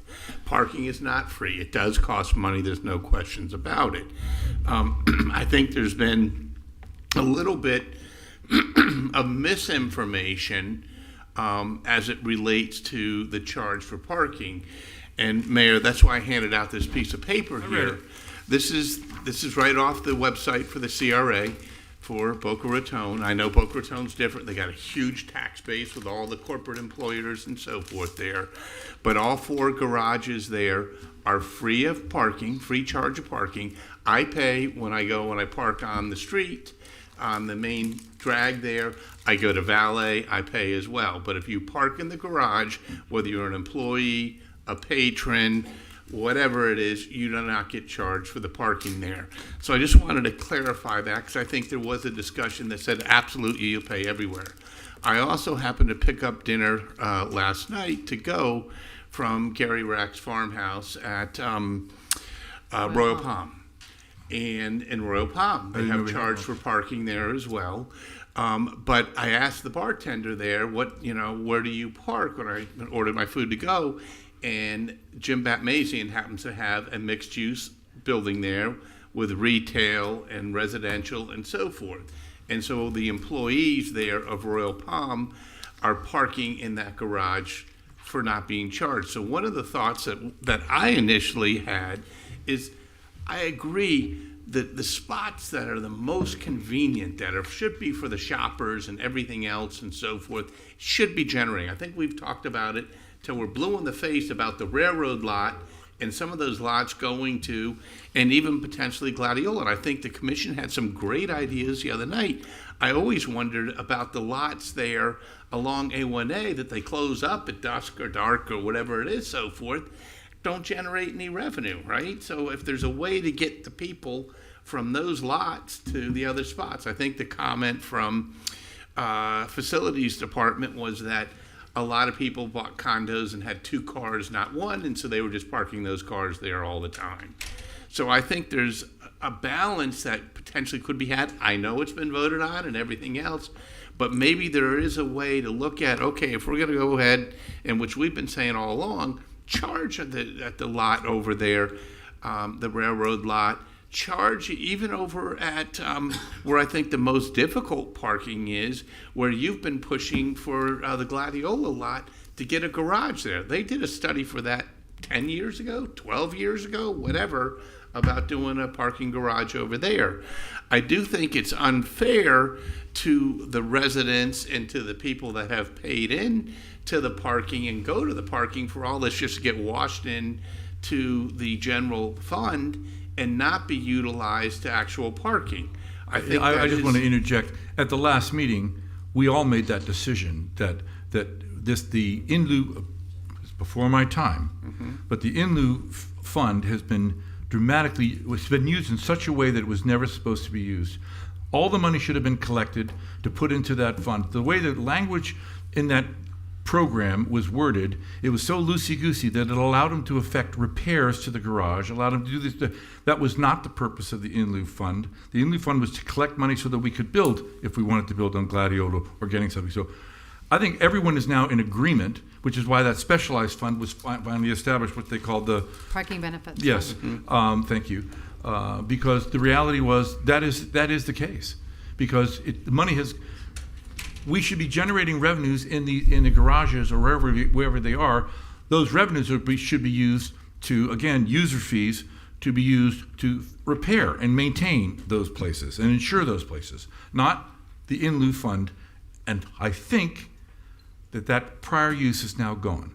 That's fantastic. And I thought I understood that the other night, because I don't think anybody knows. I've never heard in accounting whether there was $1 million or $10 million that have come in from the in lieu, from the parking on the beach parking, everything else, so forth. So I just had thought there might be a way to have somewhat of a balance to where, okay, we're going to charge at the Gladiola lot, we're going to charge at the other lot, the railroad lot, and then hopefully have some spaces open and find out how it works for the employees. We may find out that Boca's just Boca, and they just give free parking to all the employees at Meisner and Royal Palm and so forth. We may find out it's not necessary, but maybe if we could ease into it instead of hitting it all at once, it may be a way, if there's potential, to have at least a couple of floors open there or something. And the employees should be walking a little bit further than the customers, right? The customers, we want them going in, shopping, spending their money, and turning over. And I thank you for your time and listening to me. Hi, I'm going to formally introduce myself so everybody knows who I am. My name is Jewel Guagliardi. I was referred to in the beginning as Zellman. That's my husband's name, just so you know my legal name is Jewel Guagliardi. I don't want to confuse anyone. I am a resident of the city of Delray. I also own a business in downtown Delray. I own a high-end design firm. And we have employees, just like the restaurants, just like the boutiques, and just like every other kind of business. And we also had an office until very recently in Boca, and our employees never paid for parking. And Jim Batmazian was my landlord.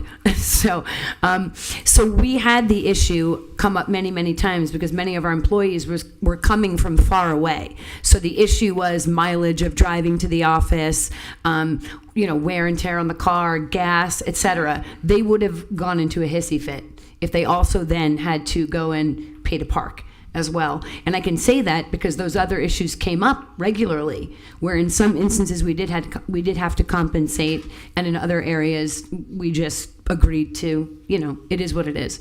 One of the things that I think is that you presented before, that's a great idea, is I have no issue with metered parking in certain areas. I do think that there should be some available parking. And to one of the women who had spoken before, my father is 91, he's a legend in town and everyone knows him. My father can't figure out how to pay a parking meter either, and he's gotten tickets before because he's by himself, he gets flustered, he can't figure it out. And that's not to say that should be excused. It's a real thing. But in any event, what about the idea of raising the prices on certain lots in certain higher? It's about perceived value, right? Everyone wants to go out in Delray on a Saturday night.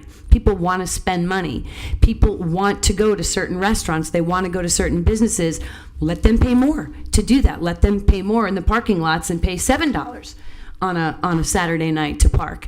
You could be making a killing at the tree lighting and at St. Patrick's Day and at all kinds of events every time there's a concert. Again, perceived value. Instead of doing it on an everyday basis where we're making it difficult for shoppers and employees and all of those things in every location, really ramp it up on opportunities where people really want to come. They want to come out to dinner. They want to see that show. They want to attend the tree lighting. They want to do these things because I think that's an opportunity to compensate there. It's kind of like we scratch your back, you scratch ours kind of thing. Thank you. Thank you. Great. Just a couple quick thoughts. I mean, I understand the need for monetizing some of these lots, like the railroad lot, because it is, mostly employees parking in there. But I feel like there's got to be some give and take on this. Put the employees into the garage. They're very underutilized as is, and it's an extra 2 blocks to walk in most cases. It's not a far, distance to go. And then you can monetize the railroad lot. But I feel like what Jim said, let's kind of ease into it. I mean, see how everything works out. It's a pretty big jump, just completely flipping the switch on this a bit. The centralized valet service, I don't understand this at all, to be honest. I don't know why we wouldn't be using our private lots that these valet companies are using. I mean, that's parking that would not be being utilized anyway. The distance that these valet guys would have to run is quite significant, and I don't know what detriment this had to the city beforehand, having private valet services. I mean, where did these numbers come up with? Is that going to create a profit for the city on these, or what's, is there a study? Not a study, because studies get tedious on everything, but like, where did these numbers come with to show that this is going to be a financial benefit, or do we know anything about it? I mean, I feel like it was kind of thrown in to you or to anyone, I guess. If you're asking me, go to Coral Gables. That's the model. They have a centralized parking service, not dissimilar downtown to we have, where all the restaurants are compacted and the parking is off-site. Go to Coral Gables. That's the model. But there's only one model, isn't there? I mean, why are we... There's a number. I'm giving you the one so that you can go check yourself. Okay. But I'm just saying,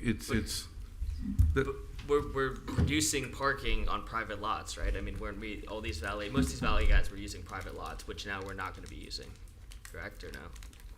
No. Well, the private lots will be doing it themselves. But how? If it's a centralized...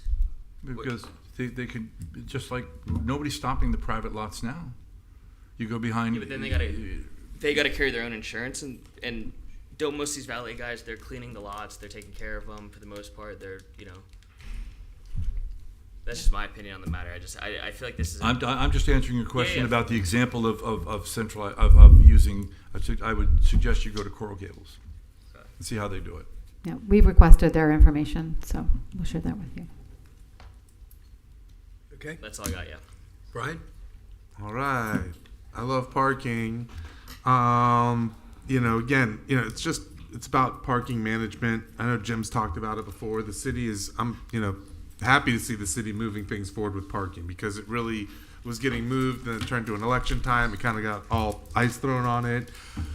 The city staff has put out all the tracking meters now. You can see how many spots are free. I just looked at the app earlier, checking stuff out when it was rainy, but all that being said, I think we're moving in the right direction, and I think it's about working together, really is what it comes down to. And I think the city, even though things are 100% moving forward, they're still being massaged. The staff's figuring things out. With that being said, I do kind of lean with the board and do believe that, if we can make the garages free, for staff, for visitors, for anyone, and then again, maybe activate some of these lots that are a little bit on Northeast 3rd Avenue, where people are just parking all day, which the businesses are saying it's kind of tough right now. And, maybe, again, turning over some of these. We were on board as a board for, the railway lot. We discussed Gladiola and some of these other lots. And I think we're okay with monetizing it. It makes sense as part of management, because it's about these consumer behaviors and making it kind of more expensive in one area, that it'll be shorter term, and moving the people that are parking longer to other areas, which, again, it just makes sense that if we make the garages free, rationally makes a lot of sense and is easy for people to understand. I always like pumping up our $12 city program. I think it's huge. Many folks don't participate in it.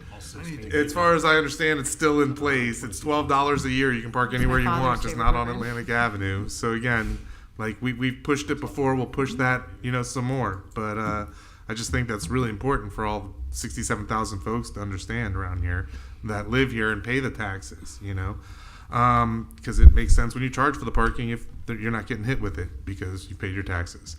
Real quick on the valet side of things, Cole kind of touched on it, but basically, one of the things that valets do is when they take these queues, which are the 3 or 4 parking spots that they pay the city for on Atlantic Avenue, is those 3 or 4 spots, there's 30, 40, 60 behind them that are on lots that they've controlled, that they've made these private agreements with these landowners, property owners, which over the last, 30 years have gone up quite a bit. I remember, $25 a month was solid, where someone would do a deal, and then it went to 50, and now, I'll just leave it at that. It's probably even more.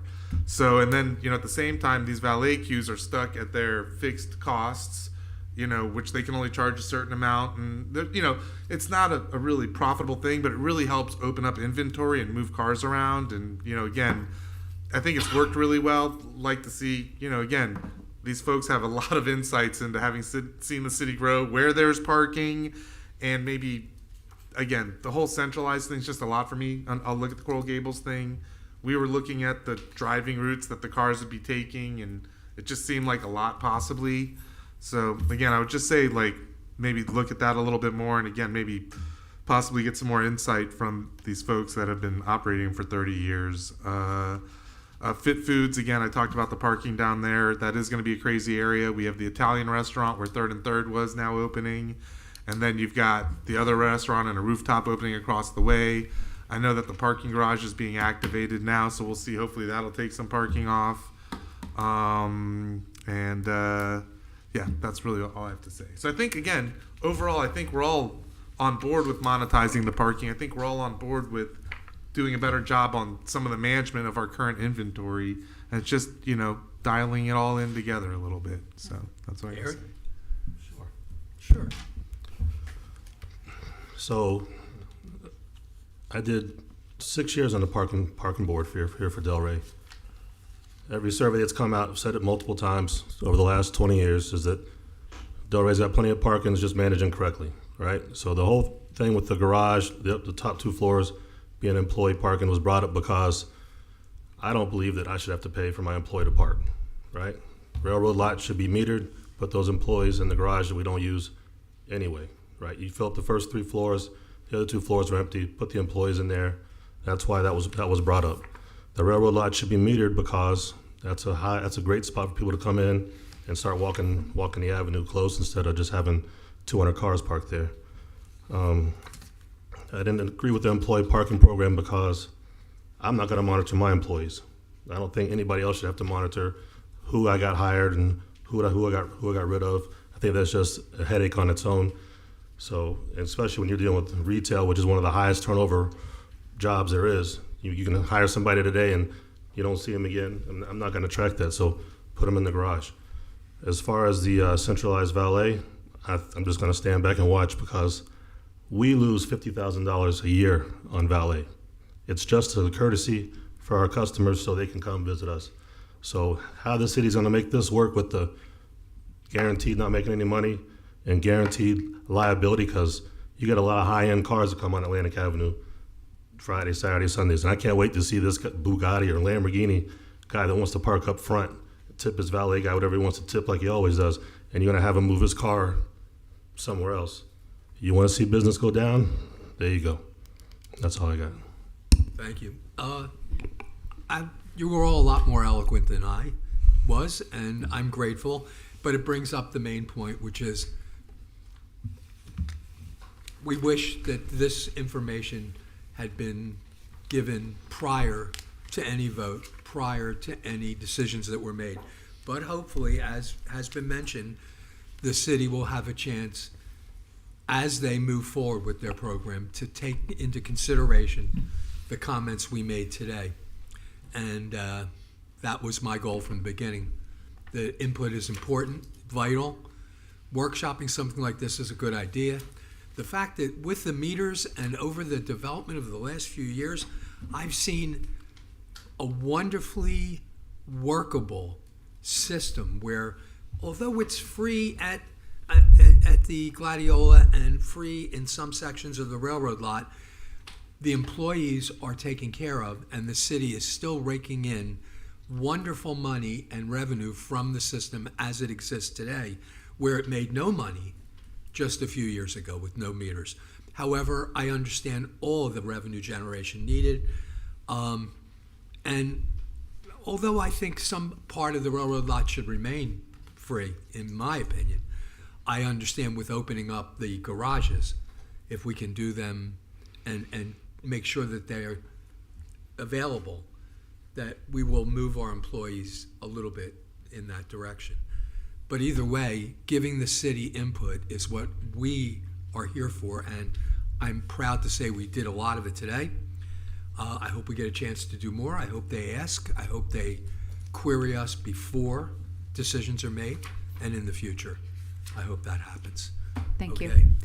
So just, I just wanted to throw in here for the record, sorry, that we do speak and has been spoken quite a bit about the business type that's in our downtown, and with over close to over 800 businesses within the downtown and the commercial core, there's only 120 restaurants. So taking that into consideration when you're looking at it as a whole and look at all of the types of business, our daytime retail is significantly evolving and changing, and it really is something that is makes us a unique downtown where you have a good balance of shopping, dining, services, and all of those services too that are now and coming in and opening. They are here for a reason, and they bring lots more employees. So we just need to look at the balance and look at it as a whole, not just for our restaurateurs. While they are very important as well, it's a very strong mix that we have. So I just encourage everyone to continue with that. And our last count that we've done, we've have over 6,000 employees in this town. So not all are here at the same time, but that is a lot of people. And it's more than 2 floors of parking garages. So just wanted to throw that in there, and I just, in an effort of time, it's a point of clarification. It's 4:42, and we're going to make some adjustments to the agenda with the direction of Council Big Q. Sorry. Before we For a move little on levity. from the parking real quick, I Yes. just wanted to hear, because I think I heard consensus, but just to get it officially, Okay. because we're Very good. talking, I think there was consensus that we would like to just put out there is the commission is working with city staff to explore the option of the garages being free. I think that was something I heard from a number of, more than whatever, consensus. Can you clarify that the DDA board would like to have? No, would like the consensus I thought I heard was that the board in general would like the city commission and the city staff, as they're moving forward and exploring and massaging this garage parking proposal, to maybe revisit the possibility of making the garages free. Hasn't this been approved? It Isn't that had. what he just said? Yeah, Well, he I said think it was. right, but you're still it's asking coming for that. back. It isn't And written anything around in- centralized valet. It's all right, or and we're in the any- middle of just getting consensus, so I think that's what it was. We can Yes. take a little roll call if you want, just to make sure. Well, that- we've already made No, that it's presentation. consensus. Okay. We've made that in our presentation to them, that we want them. So reconsider that. Anything else that you'd like to, as far as valet or anything of that consensus? Yeah. I think and I is think opposed. also, revisiting the centralized valet, I think is something that DDA board would like to look at with the city, just based on the amount of parking that the valets really activate that is not part of the inventory of the city, and kind of how that So works. would you say that in general, the board is saying we'd like more input, if possible, to help with the decision-making as they refine their plan?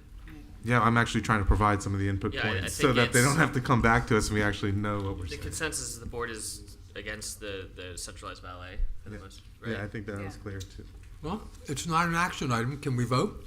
It's just No, consensus just for the consensus. record. It's We just got for the record. consensus. It's all been said. Yeah, we're good. That's it. I'm done. Continue on. Sorry to mull it over. So items number 5B, 5C, 5D, 5E. and 5E. We're going to push? We're going to table those items. There needs to be a motion to table though. Table So them moved. forever or table them till No, next till To the week? next meeting. Okay. That would be tough. We need a motion. So moved. Second. All in favor? Aye. All opposed? That was 5B through 5E. Yes. Yes, unanimous. Okay, very And good. now 5A. Now Laura? 5F. Thank you. Sorry, just if you can speak to the microphone, Oh, yeah, feedback, yeah. people cannot hear you. Great. All right, so we're going to move on to 5A, and then we'll have 5F, both Okay. presentations, and then we'll, Okay. okay? Okay.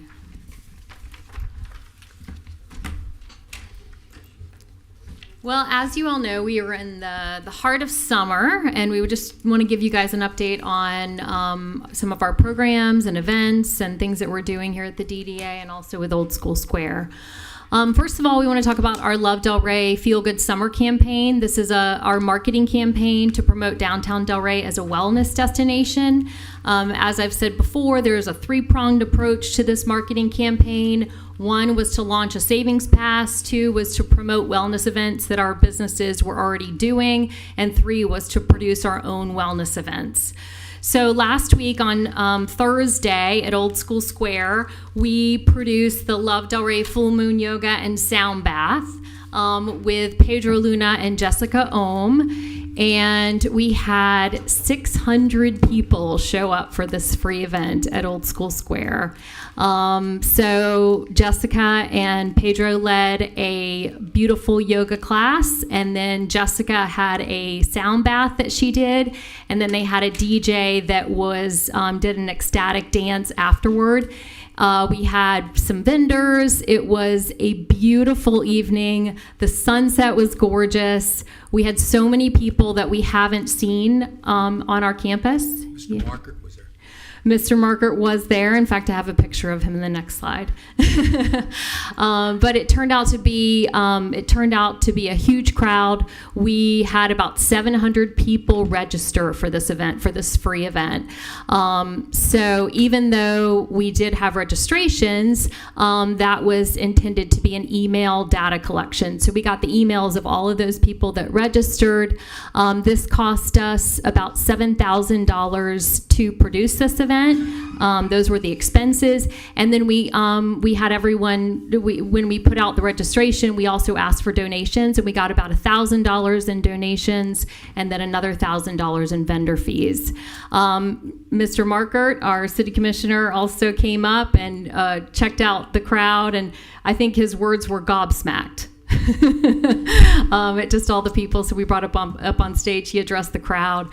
Our soon-to-be Atlantic Avenue restaurant, True Vegan, which is going right next to Sazio, they came out and they killed it. I mean, there were lines of people waiting to get their food.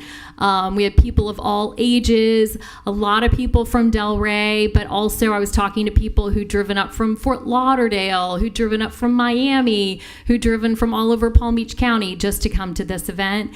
And the sky delivered with the most gorgeous sunset. It looked like it was going to rain out west, but we never got any rain on us. So some upcoming Love Delray events that we're producing on Saturday, August 2nd. We're doing Love Delray Fit with the Cold Collective, which is a fitness and cold plunge event. We have Wellness Wednesdays at Old School Square every Wednesday. We're doing yoga at the museum, Pilates in the park, TRX workouts, boot camp with Pure Life. So Wednesdays are kind of like our wellness day on campus. And then Saturday, September 20th, we're bringing back MC Yogi for another yoga and music experience to round out the summer. The Savings Pass, as you all know, is a third-party provider. We did this for the first time. We're using them for Restaurant Month as well. It's a mobile-exclusive Savings Pass. 75 businesses signed up, even though our goal was only 50. And they're all offering wellness-related specials. And here's the latest data on that. We've had more than 1,800 people sign up for the pass, 177 redemptions, and you can see who's getting the most redemptions.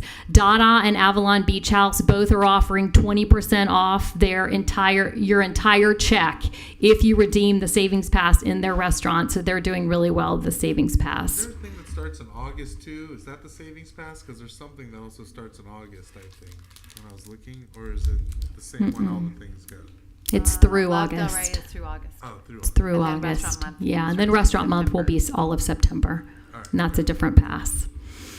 Art and Jazz on the Avenue is happening later this month in Pineapple Grove. You all may remember we had to reschedule the January Pineapple Grove Art and Jazz because of weather, and so we've moved it to July 23rd. We are expecting, it is usually our most popular art and jazz, so we are expecting thousands of people. We have 3 stages of live music, 6 bands, 25 vendors, 3 live dance performances, live mural artists, kids activations, and then we also have reached out to a lot of our businesses to do pop-ups within the footprint. A Little While, Kaufman de Suisse, Del Morris, Chip City, TRX, and the Cornell Art Museum will all be popping up for art and jazz. These are a look at some of the brand new photos that we have for our website that's coming soon. My goal is to launch the new website on September 1st for Restaurant Month, so I'm hoping that happens. But as you all know, launching a new website is very extensive. We are in the process of writing copy and creating the layout right now. We're working with the design team, but these are some of the photos that we've gotten throughout downtown Delray Beach. The Davis Cup is coming to Delray Beach. This is the World Cup of Tennis, they call it. It's coming September 12th and 13th to the Delray Beach Tennis Center.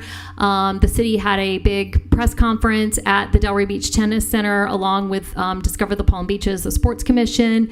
Everyone's very excited about this, not only because it's coming back to Delray since 2004, but it's also coming in one of the slowest months in South Florida, which is really going to be big for our retailers, restaurants, and other businesses.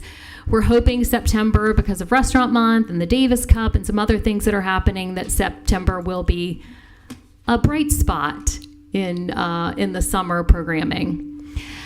All right, economic development. We've had a lot of openings in downtown, a lot. Visual Adjectives moved into downtown on 5th Avenue, Northwest 5th Avenue. Rockahula's now open. Gabriella's had its ribbon cutting last week. Hook and Free People both have opened right next to each other where Tootsie's and Coconuts used to be. And Segreto is now open as well, which is the Italian restaurant on 3rd Avenue.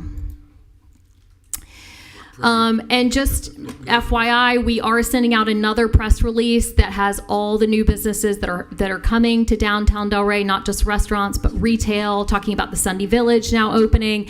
We did that last summer and it got huge. It got picked up by a bunch of media. So we're hoping that will happen again. This is just a look at some of our public relations. Once again, you're looking at that $1 million worth of coverage. You cannot buy this kind of coverage that we get from our public relations team. They're always knocking it out of the park.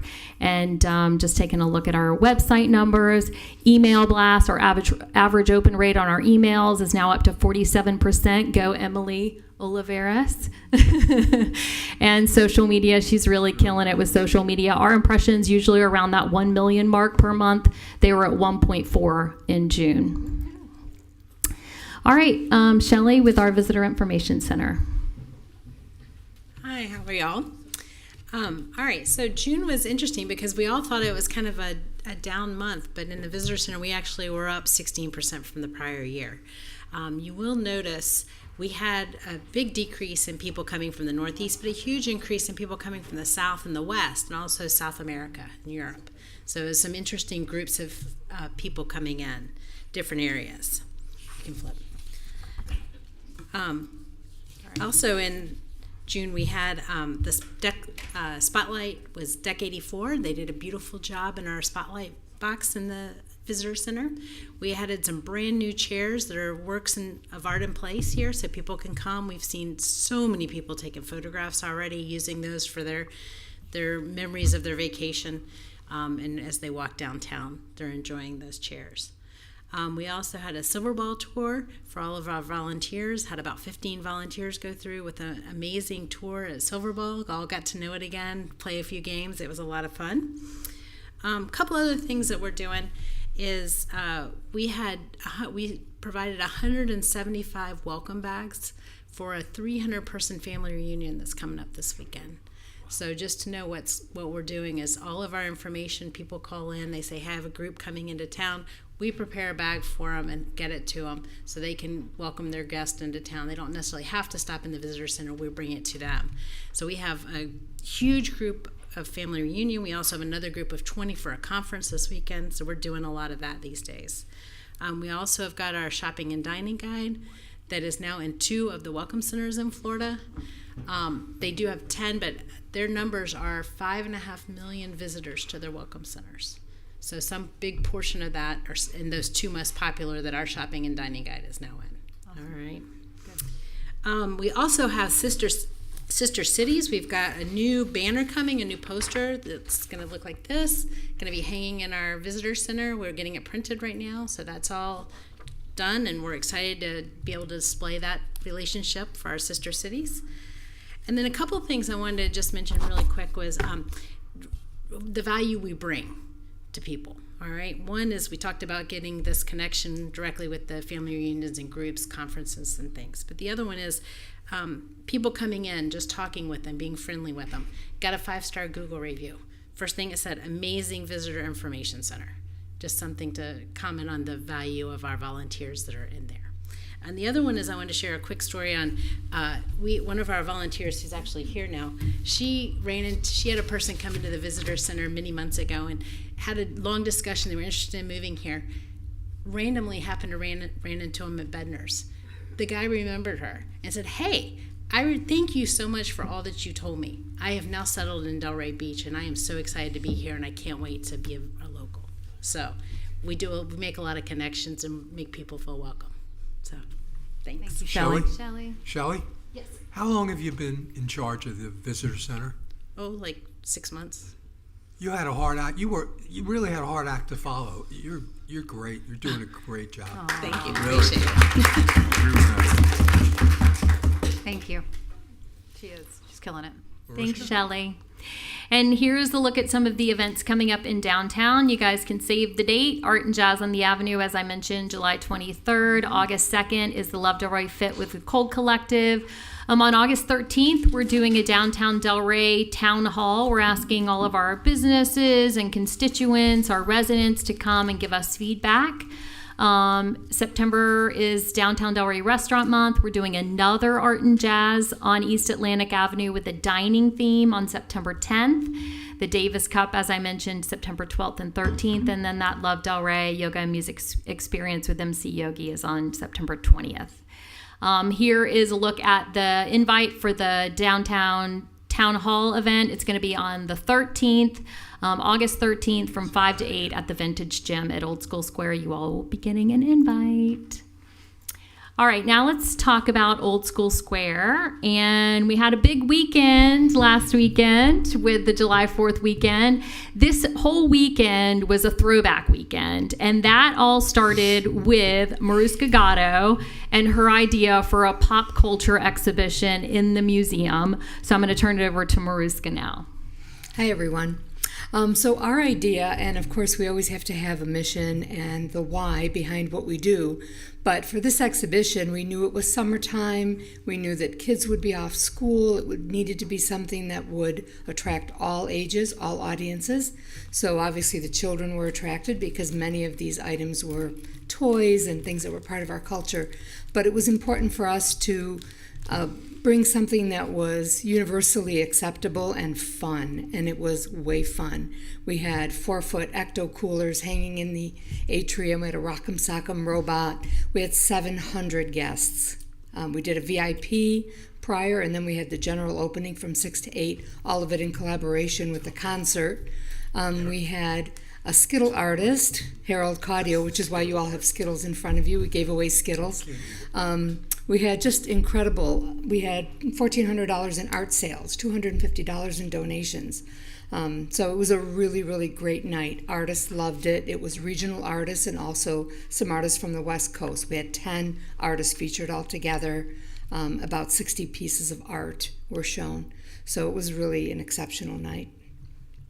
You should talk about the generational differences. Absolutely. It reached everybody. It reached everyone. For me, the interest was when I first saw those ecto coolers, the high C ecto coolers and the Rock'em Sock'em. I bought those for my children. Of course, they were growing up in late 90s and early 2000s. But if my kids were to come and bring their children, now you're engaging another demographic. And people my parents' age are getting it too because they remember all these things. So it really touched all age groups. We had large Nintendo guns. We had all kinds of things that really were a throwback. And Ashley Walters, who was part of WPTV News, is also an exhibitor in this exhibition. She wrote a beautiful letter to all of us talking about her experience and how she loved it. And she paints things like honey, containers of honey and cans of soup and things like that that were really part of that growing up and everybody can relate to. Yeah, it was great. It was really exciting. And then outside, we had the Pop 2000 concert. So this is all part of that throwback weekend. At the end of the day, we ended up selling over 1,000 tickets. Our estimated revenue was about $56,000. These are just estimated numbers. We have not gotten the final numbers yet, and then estimated costs were about $75,000. But it was an audience that we have never seen on campus. It was a totally different audience than we have at our concerts. And these people, most of them had never been to Old School Square. So it was really engaging a different group of people, and they were very excited. Laura, if you want to, do you want to talk about? And any? it rained. And it rained. and they stayed. And they stayed. And they drank. It was good. No, it was great. It was actually national touring act, the NSYNC, O-Town, and LFO. Great performers, great group of people. Victoria is here, and she did an amazing job of pulling this all together. Working with the talent, working with the setup. These were ticketed pricing from $67, $47, and $27, and we had $2,000 premium seats.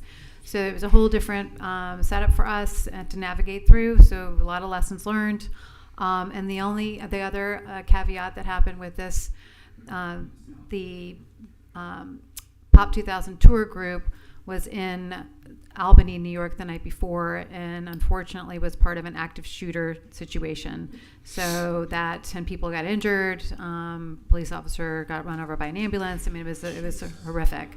So they came in a little bit high, on the high alert with us, and our police team jumped in and met with the tour manager, really went through all the protocols with us and the team and our security team just to make sure that we were able to, make them feel comfortable in what we do and how we manage the space. And they were over the top pleased with everything that would happen. And everybody all we really had to deal with was raindrops. So it was a great team effort and something that, we will look to continue to improve upon. And hopefully they loved it. They stayed around for a long time. A lot of them live around the area. So it was really cool to have those guys in town. So thank you. Mariska? Yep. And so for the museum, June was a little calmer, a little quieter. Again, the exhibition opening was July 5th, but we wanted to talk about it because it was just really recent and very exciting for us. But the month of June was kind of slow. We had 821 people through. Donations were about $1,200, so that was holding pretty steadily. We did have some museum sales, but of course we always have, docents. We have about 200 per month. We had a First Friday Art Walk where we had live painting. We had an artist in the upstairs gallery doing a meet and greet, and we had a beautiful guitarist. So even though it was June and quiet, we still had 150 people in the museum that night. So that was a very good thing. We hosted the City of Delray Beach HR intern reception. That was 50 people. So it was a way for the city to utilize the museum for their events. And we, of course, welcome having them in the museum. It was great. And then I have joined the Delray Chamber Nonprofit Council for the Old School Square organization because we just need to understand how we can apply for grants and how we can bring in some additional revenue.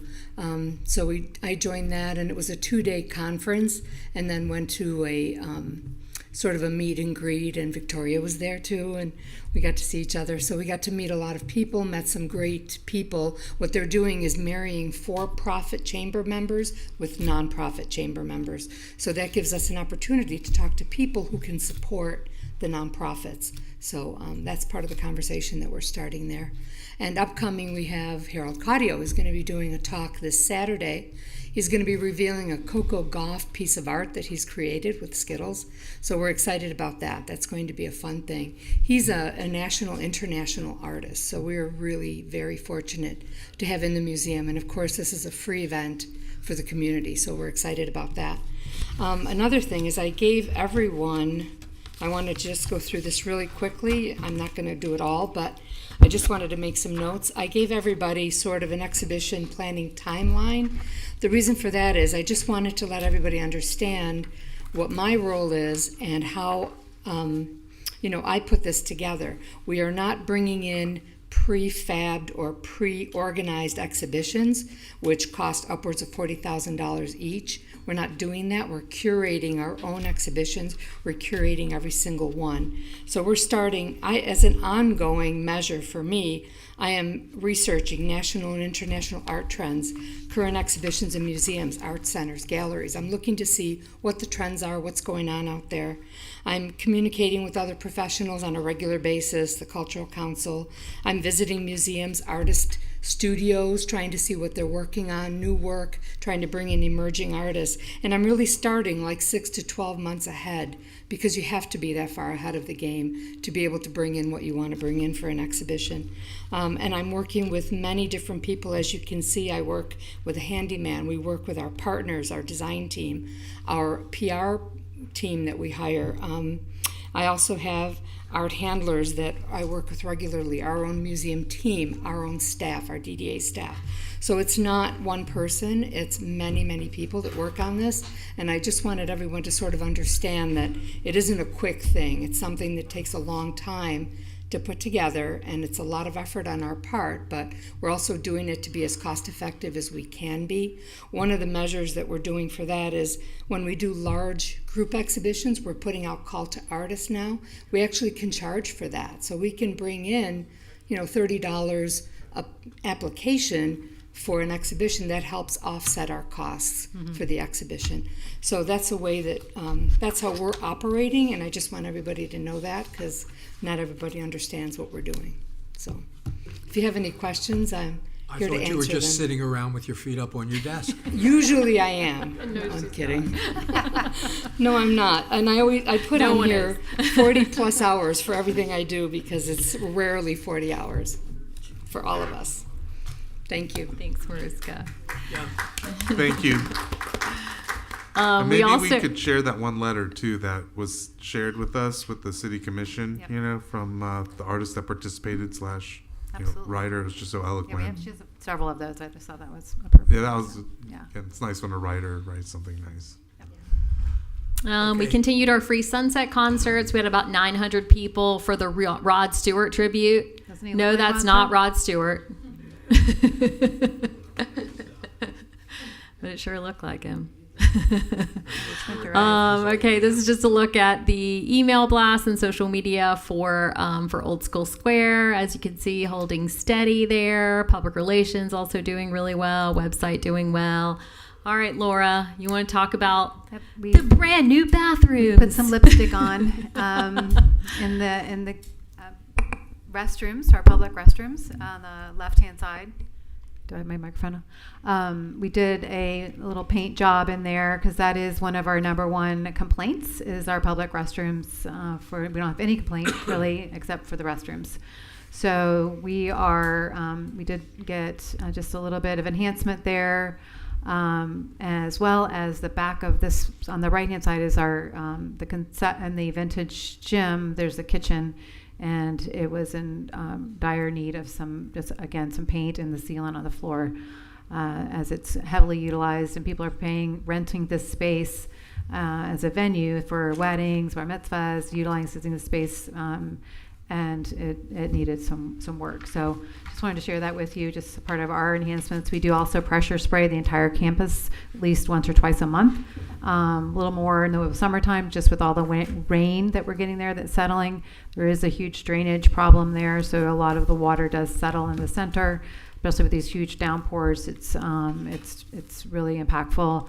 The rain that we had during the concerts, it leaves about 3 to 4 inches of water in the center, so it does impact how we navigate that space, as it's right in the center of where the production crew is too.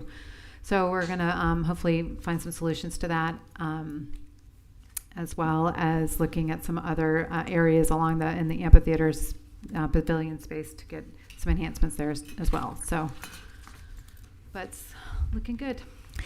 All right, and coming up at the Square, July 25th, we have another free Sunset concert. It's a Fleetwood Mac tribute. July 30th, the city of Delray Beach is putting on a drone show. They're going to be launching it from the tennis center, but the Old School Square is the viewing area. And then on August 22nd, another free Sunset concert, Billy Joel tribute. And then August 30th, we're bringing back our Party in Paradise. It's the second annual tribute to Jimmy Buffett. This was one of our most popular events last summer at Old School Square, so we are bringing it back this year. And it's a national holiday, or a Florida holiday, actually. Yeah, it's Jimmy Buffett Day in Florida. So. All right, any questions on our updates? No, but I have a statement to make about Yes, the sir. team and what you guys do, and it's pretty much the same thing I say often, but from the bathrooms, it's the first time bathrooms were a star here. The Art Museum is easy to brag about, you know, but the utilization of the Old School Square, what you've done, what your team's done, and the marketing that your staff does, the web page, the social media, Victoria in the background not doing anything much, but putting all these shows together, and the gym, it's amazing. It's just amazing what you've done. International award, everything else, well deserved, and we're really proud. And you Thank should you. be really proud of yourselves. Thank you. You're welcome. Thanks, Al. I'm sincere. All right. So do you want to, because we are past 5 o'clock, would you like to just make an announcement for those that are here for the 5 o'clock, or would you like? I'm confused. Do I do this budget, or do we go to right to the millage at 5 o'clock? I'll do it. Because it's scheduled. Yes. So we have, so for those that are here for the 5 o'clock, we have just one more item to finish on our regular meeting, and then we'll go into the 5 o'clock meeting. Is that okay? Can we do that? Oh, okay. Well, then that's what Very we'll good. do. We'll go to 5F. So this will be good as an overview update of our proposed budget, which we will have obviously with our town hall meeting on August 13th is for our to review our budget as we go forward and as we craft it, as we move forward from our workshop that we held on June 24th, which I appreciate the board's input and discussion, robust discussion on both DDA as well as Old School Square plans. And just wanted to outline at a little high level now, but we can go into obviously more detail. I look forward to meeting with each of you one-on-one to go through the budget as well. But let's just go ahead and get started. Do you want me to have the clicker? Yeah.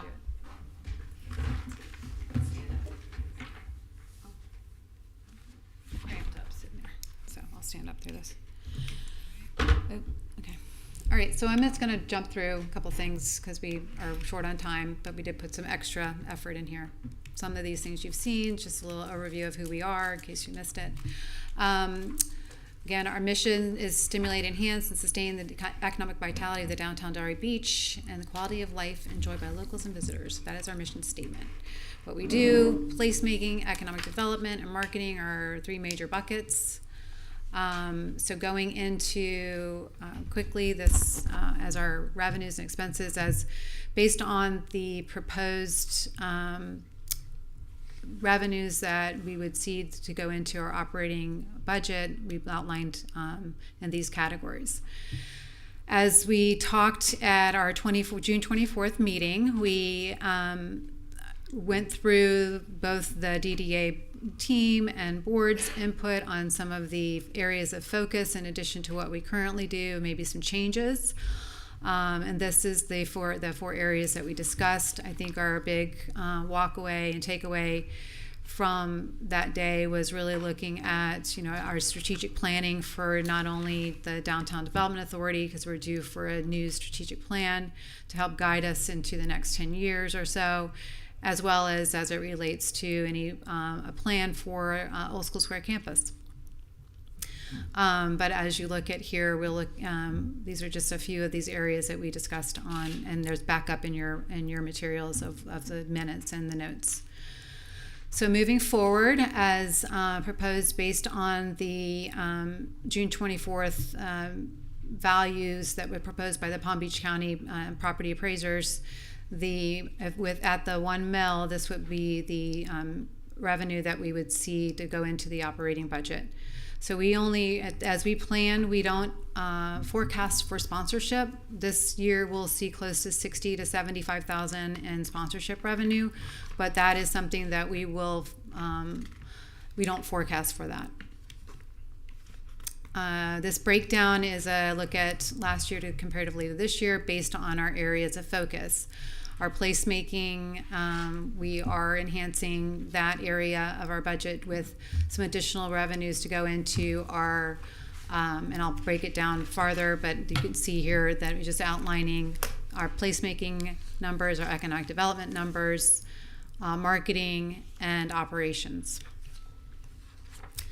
So breaking down placemaking, you'll see our Safety Ambassador program. We are enhancing that. I do believe we'll need to look at that a little bit deeper based on some changes that are happening in our downtown as it relates to some shifts in our public safety department. Our street pole banner program, we are enhancing our street pole banners, our welcome banners, and other additional banners as it relates to our downtown districts. The set will probably need to go and repair as well this coming year. Lighting, holiday lighting, decorative lighting, both throughout the Pineapple Grove is in need of new lighting, as well as, and these roll over, we do our lighting over 2 years payments. So while we put in for Atlantic Avenue last year, we have an additional that goes into the coming year. Beautification. So this is around our anywhere from with our work with our public art, our litter abatement with our beach keepers who we are subsidizing in addition to what the city is doing with Clean and Safe. We work with our beachkeeper team to actually 7 days a week be doing litter pickup all throughout the core, as well as additional, we've added some numbers in there for parking as it relates to our parking communications and enhancements, as well as additional signage. And then Libby Plaza, this is our activations as it relates to more of lighting, additional pop-up, potentially art, ways for us to again bring attraction to the Libby Wesley Plaza. Economic development includes our business development programs and events such as Art and Jazz, Art Walks, Restaurant Month, any Love Del Rey programs. So that falls into events logistics. So hard costs such as tents, rentals, staging, entertainment, signage, all those things that go into those events. The business development materials is $32,000. So this is around business development guides. So back to our business navigator that we talked about, working on some plans and programs to provide for those new businesses and existing businesses that are here, working with those that are, to help guide through the system. Even just recently this past week, just working with, even just meeting with Sazio, they want to go through renovations, not really sure how to start that process. So there's a lot of things that we can do just to help our existing businesses. The data platforms, this is our Placer AI program that is really robust and it's always evolving, but this gives us amazing data that we really need to start really leveraging and sharing with our constituents on this platform, as well as our Ginkgo platform, which is like our CRM. It's our database management for our properties in our downtown and values. I'll send that new link. We have some tweaks to do, but I'll send that link out to you all so you can see. It aggregates the property owners and the properties within the downtown to where we can really see, the percentages. While we have what the percentage of commercial versus residential and the investment into the community. And then the activation grant, which is a grant fund that we have available for the public or for our constituents to leverage as if they are going to do events or murals or store frontage activations. Marketing, these are our traditional marketing efforts, and no big change there other than we're adding a little bit additional dollars to the Visitor Information Center to continue that great work. And then payroll is up in areas obviously around the payroll expenses based on onboarding and bringing in-house or additional enhancements to our bookkeeping services, as well as our office expenses to continue to increase. And with that, if I'll take any questions, comments.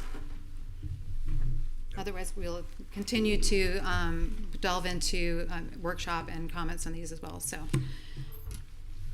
In terms of the new business comments, do we pass on that, or can we do them at the end of the next?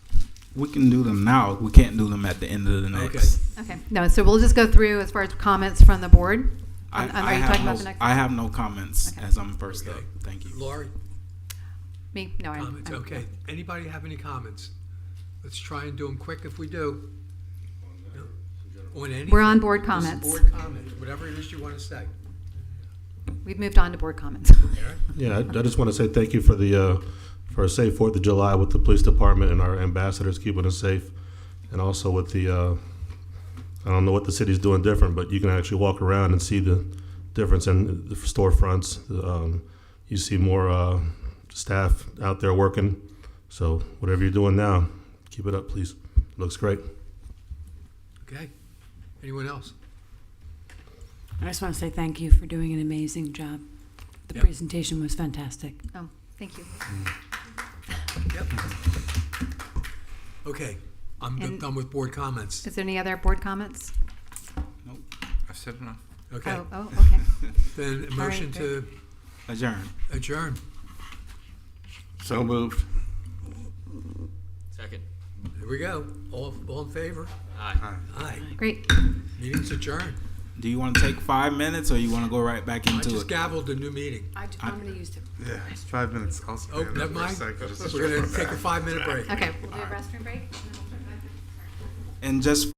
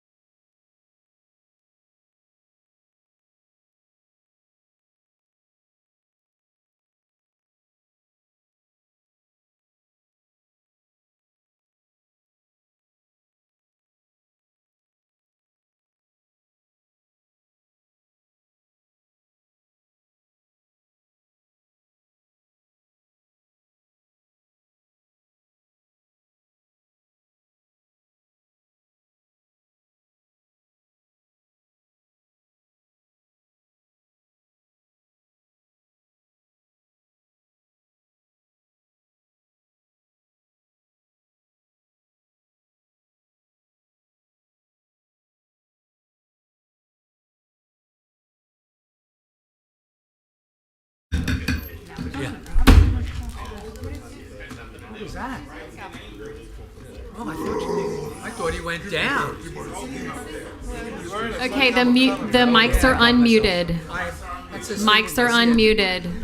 It just cuts. Notice, mics are unmuted. And as I say, plus 3 of them. Yep. Is that okay? Money lost.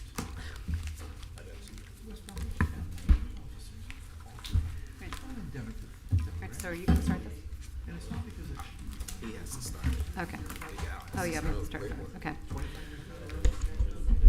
Big Al, whenever you're ready. Big Al dropped his pen. Uh-oh. Oh, boy.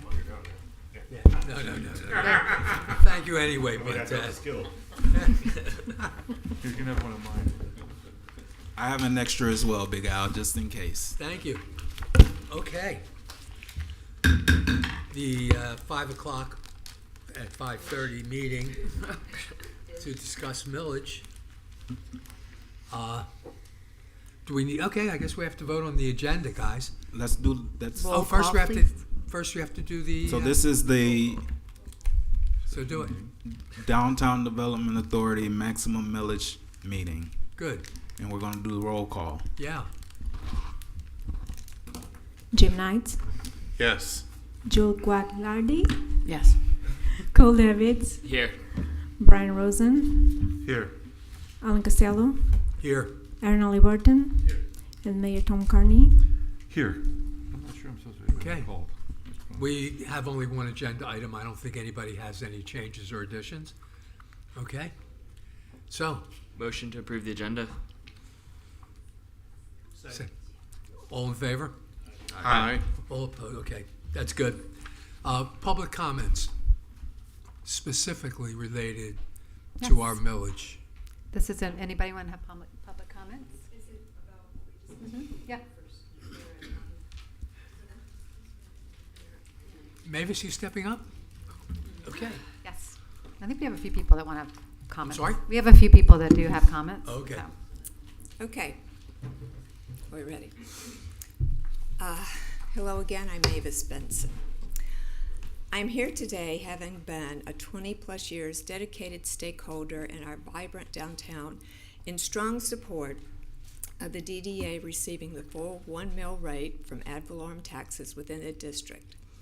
This investment is not only appropriate, it is essential for protecting the vitality, character, and economic well-being of the heart of our city. We all know that DDA is unique in that every dollar it receives is reinvested directly into our downtown district. This means enhanced marketing that draws visitors year-round, placemaking that keeps our city walkable and beautiful, and strategic support for the small businesses that define downtown Delray Beach's charm. It also means continued advocacy, creative programming, and partnerships that amplify our identity as a destination of choice. We are living in a time when many downtowns struggle to maintain relevance. In contrast, Delray Beach has built a national reputation. I'm sorry, I don't know why my voice is shaky. That visibility is no accident. It stems from years of coordinated investment, thoughtful planning, and public-private cooperation, all made possible by consistent DDA funding. The 1 mil rate is a fair, balanced way for all property owners to contribute to the shared benefits we enjoy. Stronger property values, high foot traffic, enhanced public safety, and a destination that continues to attract residents, visitors, and investment.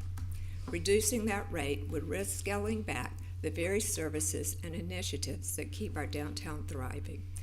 Rather than retract, now is the time to reinforce. A fully funded DDA ensures that Delray Beach remains a dynamic, inclusive, and prosperous community. I respectfully urge you to support the continued work of the DDA at the full 1 mil rate so that our downtown remains not just active, but exceptional. Thank you for your time and consideration and for your ongoing commitment to our shared future. Thank you, Mavis. Sure. Public comments, please. A little nervous. My name's Linda Perto, and I have lived in the area since 1973. My husband opened his office on Federal Highway at 151 North Federal in 1976, so I've seen Delray change considerably for the better, obviously. I've been a volunteer at the Visitor Center since 2019. And I just want to tell you, I know you know all about the big events that we have and how they have helped the city to become almost world famous, because we do have visitors from all over the world literally coming into that little visitor center. They walk in and some of them have no idea what Delray's about. They got a ticket or something, and they were driving up from Miami because they couldn't take Miami anymore, so they came up to our area, and we have 14 volunteers per week. Of the 14, when the people come in, we welcome them. We try to put the best face forward for Delray Beach. Now, I have probably one of the slowest days of the week. I have Wednesday mornings, and so on average, I see between 5 and 10 people a day, or a morning, I'm sorry, and then there'd be the same thing in the afternoon or maybe a little more. When the people come in, we start talking about all of the businesses along Atlantic Avenue, not just the restaurants. What can I do with my kid? He's too sunburned. Where can I take him this afternoon? What can we do instead of going to the beach? Who has the best happy hours? So we tell them all those things. So if you think of 14 people every week telling those people about at least 10 facts about the city, there's a lot more going on than just our major events that we have. One of the problems that we have is that when I tell them about your business or a business in town, about how wonderful it is, and they're all excited about it, I have no idea if they ever made it. When they go into that business, they have no idea that we sent them there. So I think that's one of the reasons why people say, oh, what's the visitor center doing? You know, we don't see anything for it. The problem is there's no way to measure what our impact is on a daily basis. We impact the city every single day. We're open 7 days a week, other than major holidays, and every one of the volunteers tells wonderful things about Delray, from the businesses to why it's fun to live here and all those other things. And my thing that I usually tell people when they come in, they say, well, tell me something bad about Delray. And I say, there's only one bad thing about Delray. You can't find a place to go on vacation. Thank you. Thank you very much. Well said.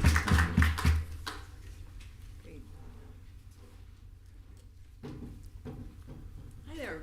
Hi. I am another happy volunteer from the Visitor Center. I'm also a business founder and entrepreneur for 35 years, started a business in Manhattan, grew it very successfully, moved to South Florida, Miami, mostly as a business owner for 35 years. I know you have to always evaluate your costs, your expenses, all of those things. So the value of the Visitor Center. Joe, just introduce yourself. Sorry. I get You have so your name badge on. I know. My name's Joe, as in Josephine Tripp. And so I've been in Delray about 7 years. I've been volunteering for the at the Visitor Center and other things the DDA does, because it's the way that I've established a community here of people and developed a lot of pride. Is there a clock so I don't go over my time? I've got your clock, Joe. Anyway, so I back up exactly what Linda was saying, because we really love sharing about our town. And since I've lived in Manhattan, I've lived in San Francisco, I've lived in Miami, I can talk about all these places. And when I say these are fabulous restaurants, these are fabulous places, this is a great concert, I seem to have a lot of credibility having lived here and in some popular places. So it pains me to think that you might be considering reducing the millage or whatever funds come to the DDA, because this is where people learn. I mean, not a lot of people in the summer as much as in the winter, but in the winter there's thousands of people, as I guess the data shows that. So the only complaint I ever hear is about parking. And so it does concern me, these new rules going into effect. And I'm wondering what you evaluated. I know decisions are already made, but I hope you had some kind of data to determine that there's going to be a lot of increased revenue.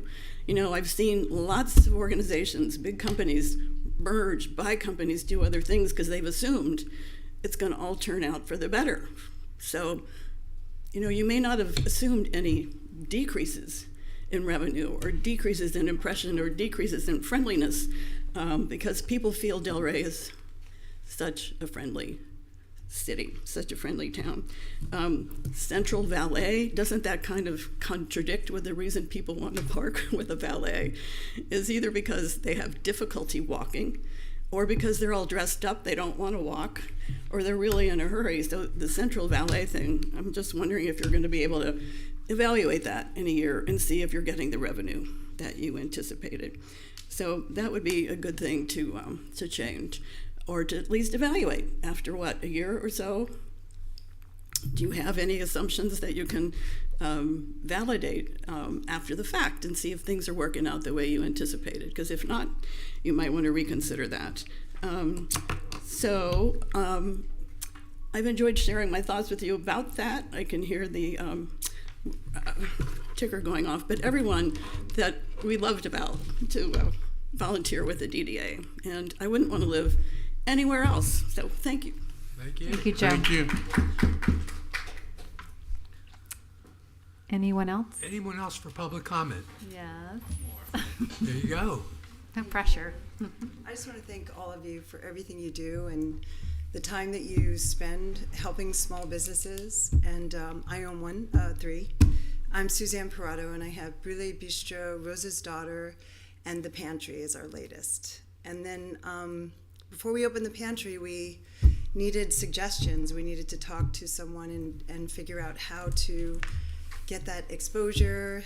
Is it okay? Can we get our signage approved? Things like that. That is, we go to the DDA first for that.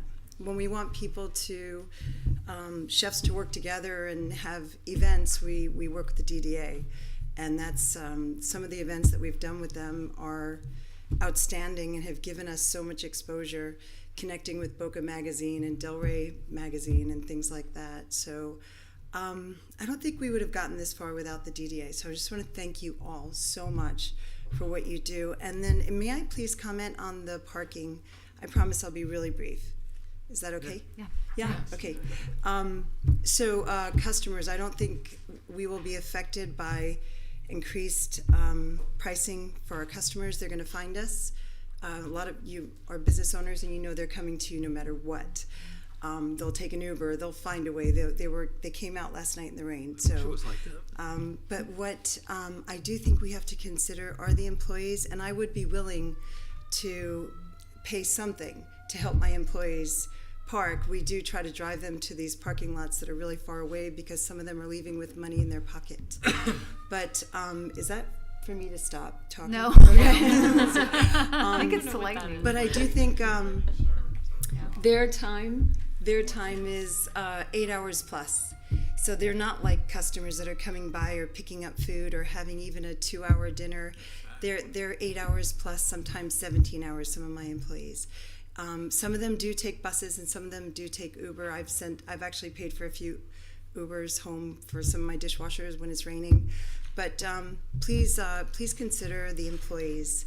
If there's anything we could do, if we could just get them a sticker on their car. I know that we have those who live here. My employees don't live here. But I know that that's a great opportunity for people to get that sticker. They can go to the parking garage and get that if you're a resident, but they're not residences. They're coming from other places, and they've been with me for years, and this is something that's really concerning them. I would, Mr. Mayor, I would ask you to please consider. I'm paying attention. Thank you. No, I was just saying, please consider the employees, the ones that have to be there longer than 2 hours. Okay? Thank And you. thank you again. Thanks, Suzanne. All right. Okay, public comments. Last chance. Public comments are closed. And now, Quentin. Thank you, Mr. Chair. I'll just read the resolution title under item 3A. Resolution adopting the proposed maximum millage of 1.0000 mils, which the Delray Beach Downtown Development Authority can assess during the next ensuing tax year, establishing a time and place for a public hearing to consider such proposed millage and the tentative budget, and otherwise directing the transmittal of certain information to the Palm Beach County property appraiser by August 1, 2025, providing a savings clause and providing an effective date. Now we have a presentation from Ms. Simon. It'll be brief.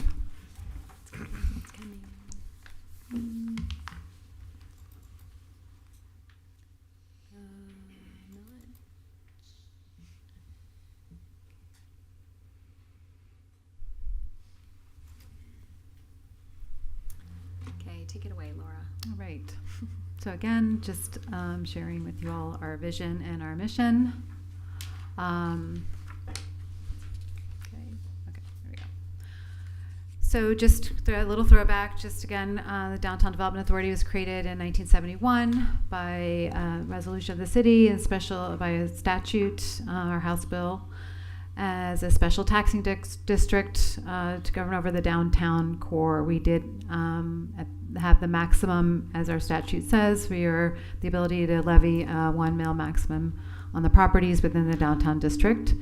The DDA does reinvest those funds that comes into our operating budget to reinvest that back into the downtown. So for our current millage, the DDA proposed millage rate is 1 mil is recommended to fund the operation for the 25-26 fiscal year. The estimated taxable value, which has been provided, is showing based on net new construction of an 11% increase over fiscal year 24-25.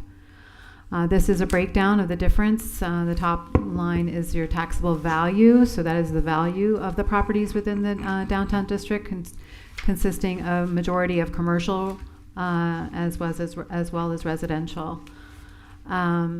And the estimated new construction amount as well. And then the bottom number would be what the operating budget would be with, which is recognized as from the ad valorem. And we do recognize an estimate for 95% of that as goes into the forecast.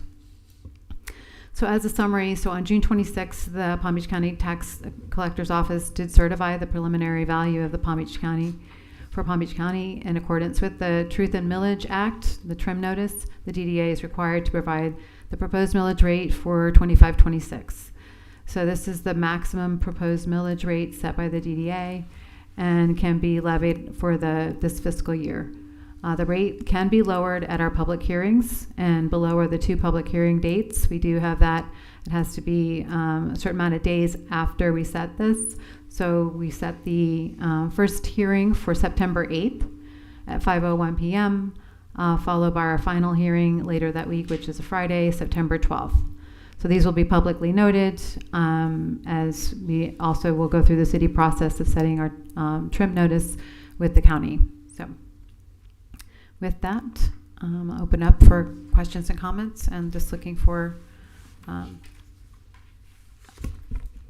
the recommendation and approval. Okay. So, do we have any comments from the board? I guess I'll start. Yes. One of the questions I had, which I unfortunately did not bring my backup here today, but I know there's been some discussion about the amount of the revenue that comes from the residential versus the commercial. And I thought, if I recall correctly, in looking at some of that backup, when you take into consideration the homestead exemptions and so forth throughout, I think you'll find that the commercial is very close, if not at the same amount as that's generated by the residential. It's actually more.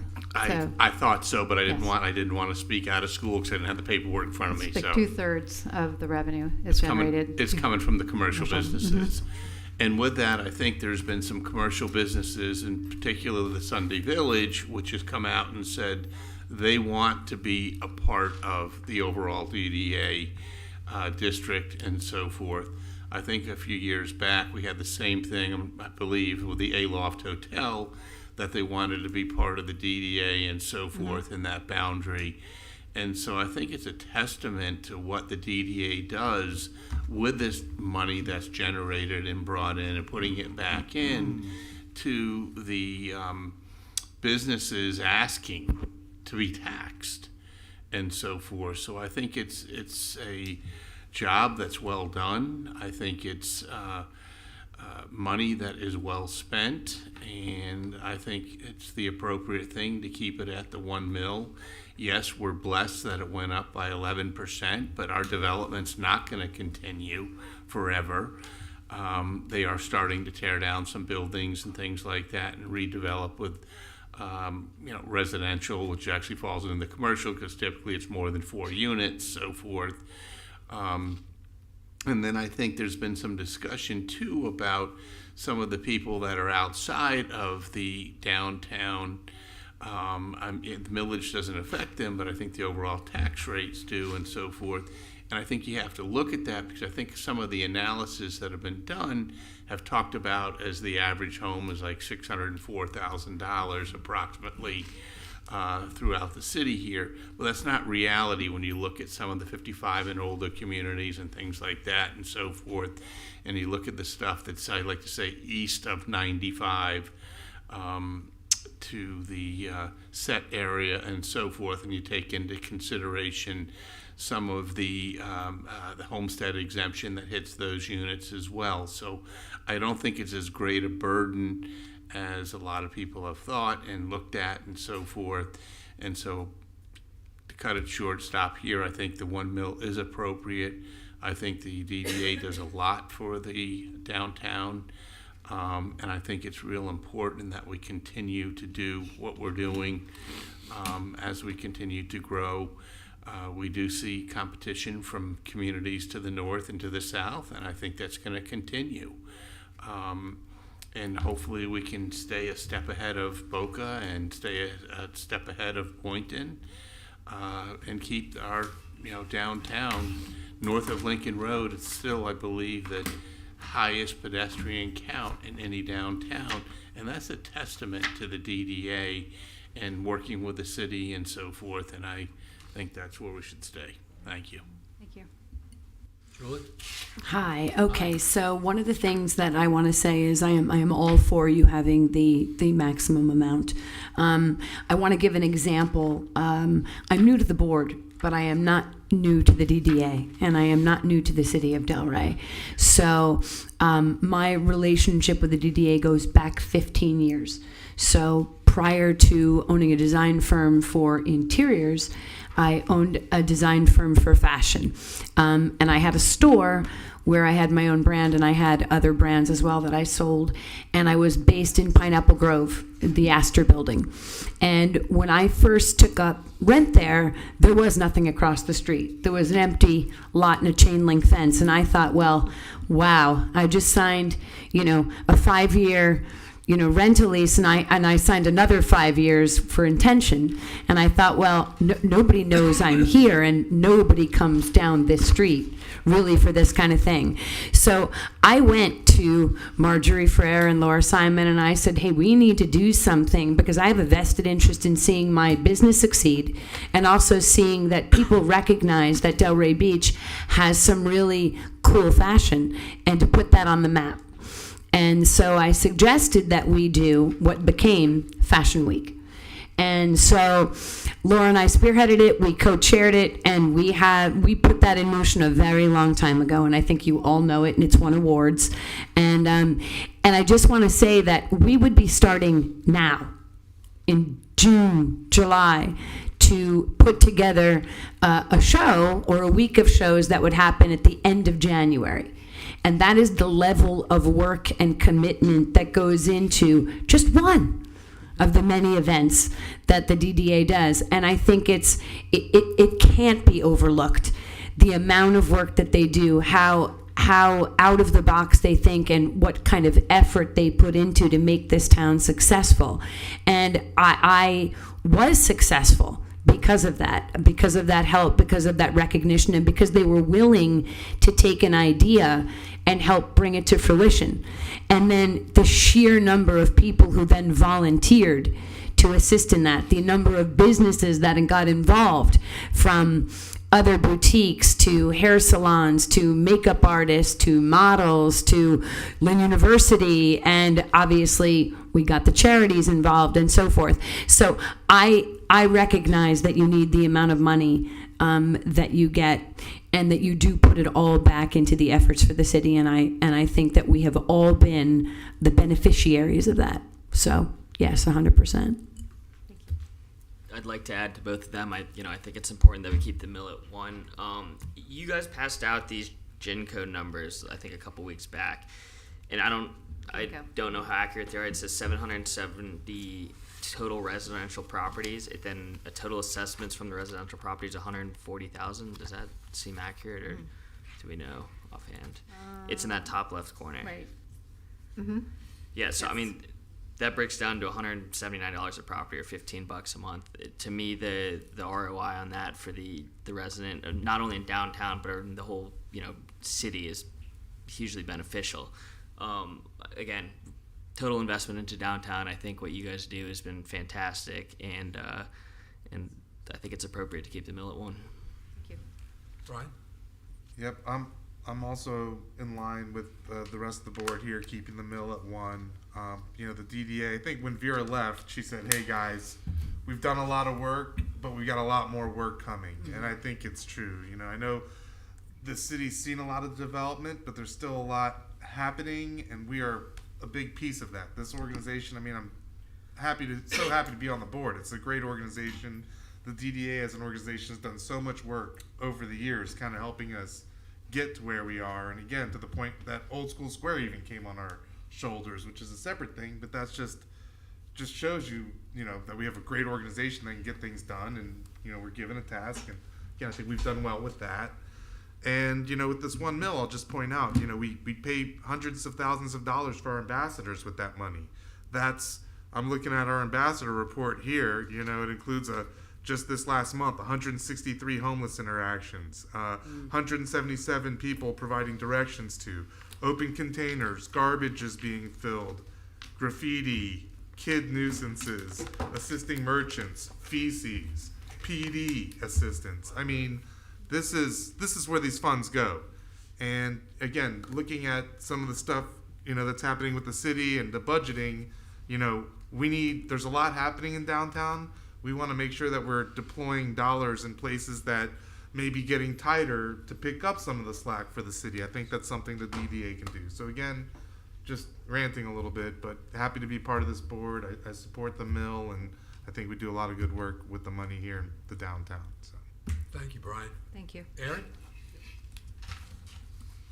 Yeah, I agree. We need to proceed with it, but I believe that like the Pop 2000 concert, the $19,000 loss.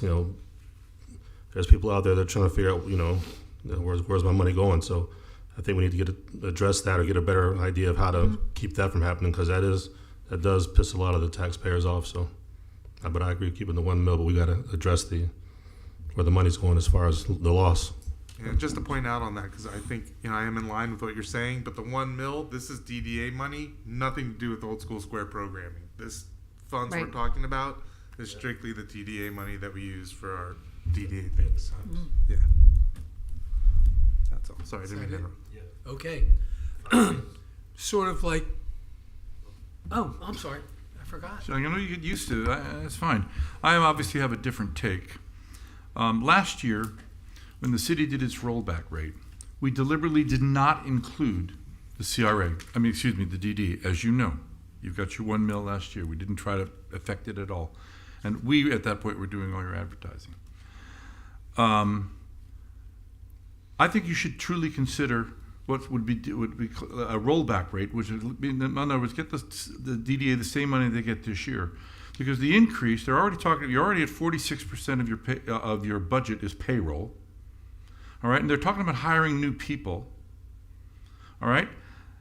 At some point, the taxpayers, and you rightly said, Cole, that the entire city benefits, and we do. As I said, my address benefits because I can say I live in Delray Beach. So you're making the taxpayers, the residential properties of this district, pay for all our appreciation. Everybody's, saying we live in Delray Beach. I think it's time you give them a break. Go to, raise the same money you raised this year. They did a very, very good job, no doubt. They did a very, very good job. But to suggest that there's no ability for the tightening to occur is to suggest that only the only bloated government is in Washington. It is not. And we also have the same problem in the city. And there was one, and Brian, you talked about picking up expenses. I advocated for the DDA to pick up the cost of the St. Patrick's Day Parade. Why? Because it happens, 100% of it is in the DDA district. 100% of it. You always want to talk about it brings people downtown. You should be paying for that parade. That would help the city. So we're talking about events that are solely within downtown are still being paid for by the city. I don't think that's fair because you're asking this very small group to pay 1% more in property taxes than the rest of us, yet we're getting all the benefit. I just think that's inherently unfair. Inherently unfair to put the burden on those residential properties that no other residents in Delray has to suffer. So we look at what is being adopted today is the maximum millage, but I would strongly suggest so that the DDA is not considered as not caring about the rest of the city's taxes and only their own, that you consider not raising any more money than you have today, which they did a very effective job with, and that should be your permanent millage rate. That's my opinion. What's the price? What's the price difference? The cost? $200,000. Well, it's yes, it was a $200,000 increase this year. So the $200,000. rollback. It's going from $1.9 million to $2.1 million. So just $2,047,000. So just to clarify, this is to set the maximum millage from this point today through. I made that clear. Yep. Well, I'm going to make it clear for the board if that's okay. So we'll do a maximum millage rate set today, and from this point on, now we go through our budgeting development process based on the feedback we just received at our workshop. We have our August meeting, which will be more formulating into going through more of the details. Today was real high level, and you actually weren't at, so maybe we need to spend more time at the work. You weren't at the workshop conversation, so. But really just formulating, hearing from our constituents. We have the August 13th town hall where we'll want to go through that budget in more time and detail to get feedback from our constituents. As we've heard a lot of great feedback from constituents. We passed out some letters that we are hearing from. But it's really important that they help shape this plan, which to Jules' point and to all of your point, all of the work that we do is based on the feedback from our constituents. So that's where, it's really important for us to shape a proper budget to be reinvested back in. And it's also some of the feedback that you all have given us along the way. A strategic plan to help guide us is going to be very effective as well. But those are things that we will put in that works and shape what that money as it comes into relatively, if there's things that we need to pick up, which we are looking at doing. There's also a lot of expectation here from a lot of new people that have moved here too that we need to continue to stay up. Ahead of the game. Yes, exactly. So, Okay. So with that, again, setting the maximum millage today, moving forward as we go into the next couple months. The chair's supposed to speak. Sorry. Like our esteemed visitor center volunteers brought up, much of what we do is behind the scenes. The results of what we do are realized in many different ways. But I have a question about our budget. When we originally took over the old school square, it was dark, and we budgeted $1.4 million, and the city gave us $1 million. That's different from what No, we're I doing. understand that. I understand. But last year we budgeted more. We won international awards. We did amazing things. we put through an incredible effort, and it cost a lot of money. How much, is there any way to calculate how much of our administrative expenses last year and the year before were actually funds that our staff use? I don't know how to. I can provide that for you in the I'd future, like that, not because right we at ended this up very second. we ended up doing the DDA pushed a lot of our staff money for use in performing the heroic task you did with the old school square. Mr. Chair, I think she understands the question you're asking about cost I'm having allocation. trouble wording it, so You're asking that about one? cost allocation for staff members using DDA versus the old school square. She doesn't have that number today. She can provide it for you, but we want to focus on the maximum millage. I understand where you're going with the question, but it's we really need to focus on that maximum millage. I certainly believe that the funds that we've utilized so far have been utilized successfully, for lack of just, I don't want to be more flowery than that. I'm proud of the manner in which you've utilized the funds and reinvested it. I certainly believe that the 1 mil that's in the charter is the millage that we should move forward with. And just one last thing to talk about, and again, I just want to address a couple things that our esteemed mayor guest, brought up, is that I do think that the ambassadors being here locally do add value directly to the residents. I do think that the porter services we help pay for, where the guys are out 7 days a week picking up trash downtown, directly impact our residents locally, residential and business, in a very positive way. And a number of the things we do, again, I understand where Tom's coming from and the sensitivity to increases, but we're just sticking with what we've always done, which is the max mill, taking those dollars and redeploying them into our downtown. And again, just me personally, I do feel like both the residential folks in our downtown as well as the businesses see great direct impacts. So that's all I just wanted to mention. And we will. And with that said, I'd like to make a motion to move forward with the 1 mil. Go ahead.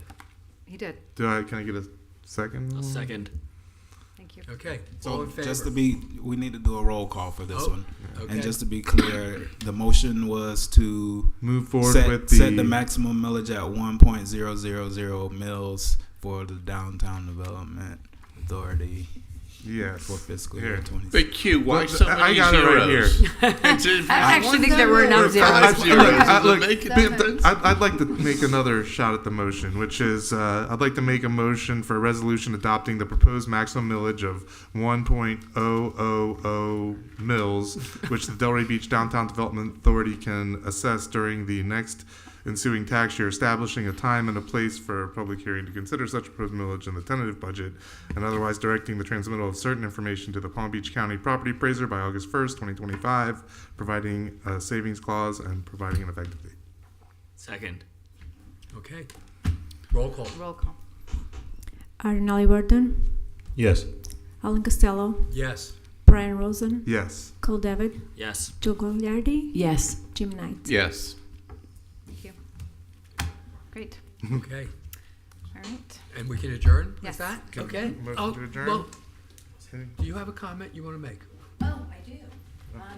I wanted to I wondered if we could maybe put on one of the upcoming agendas sort of an identification. I'm new to the board, and I travel a lot. I love Delray, and I feel like if we were to have a conversation about other cities throughout the United States that have that are recognized, nationally, we could sort of identify them. It's this kind of town. It's an upscale town. It's at this kind. I would love for us to put on the agenda to sort of discuss who we are, how we want to see ourselves, what Delray is, how we would define Delray, because I feel like a lot of the decisions that are made toward a goal. And if we have a unified goal and we're all in agreement on what that definition should be, then it's easier to work toward that together. Everyone. That's it. Okay. Do we need consensus on that? That would be good. I think it's a good idea. Great.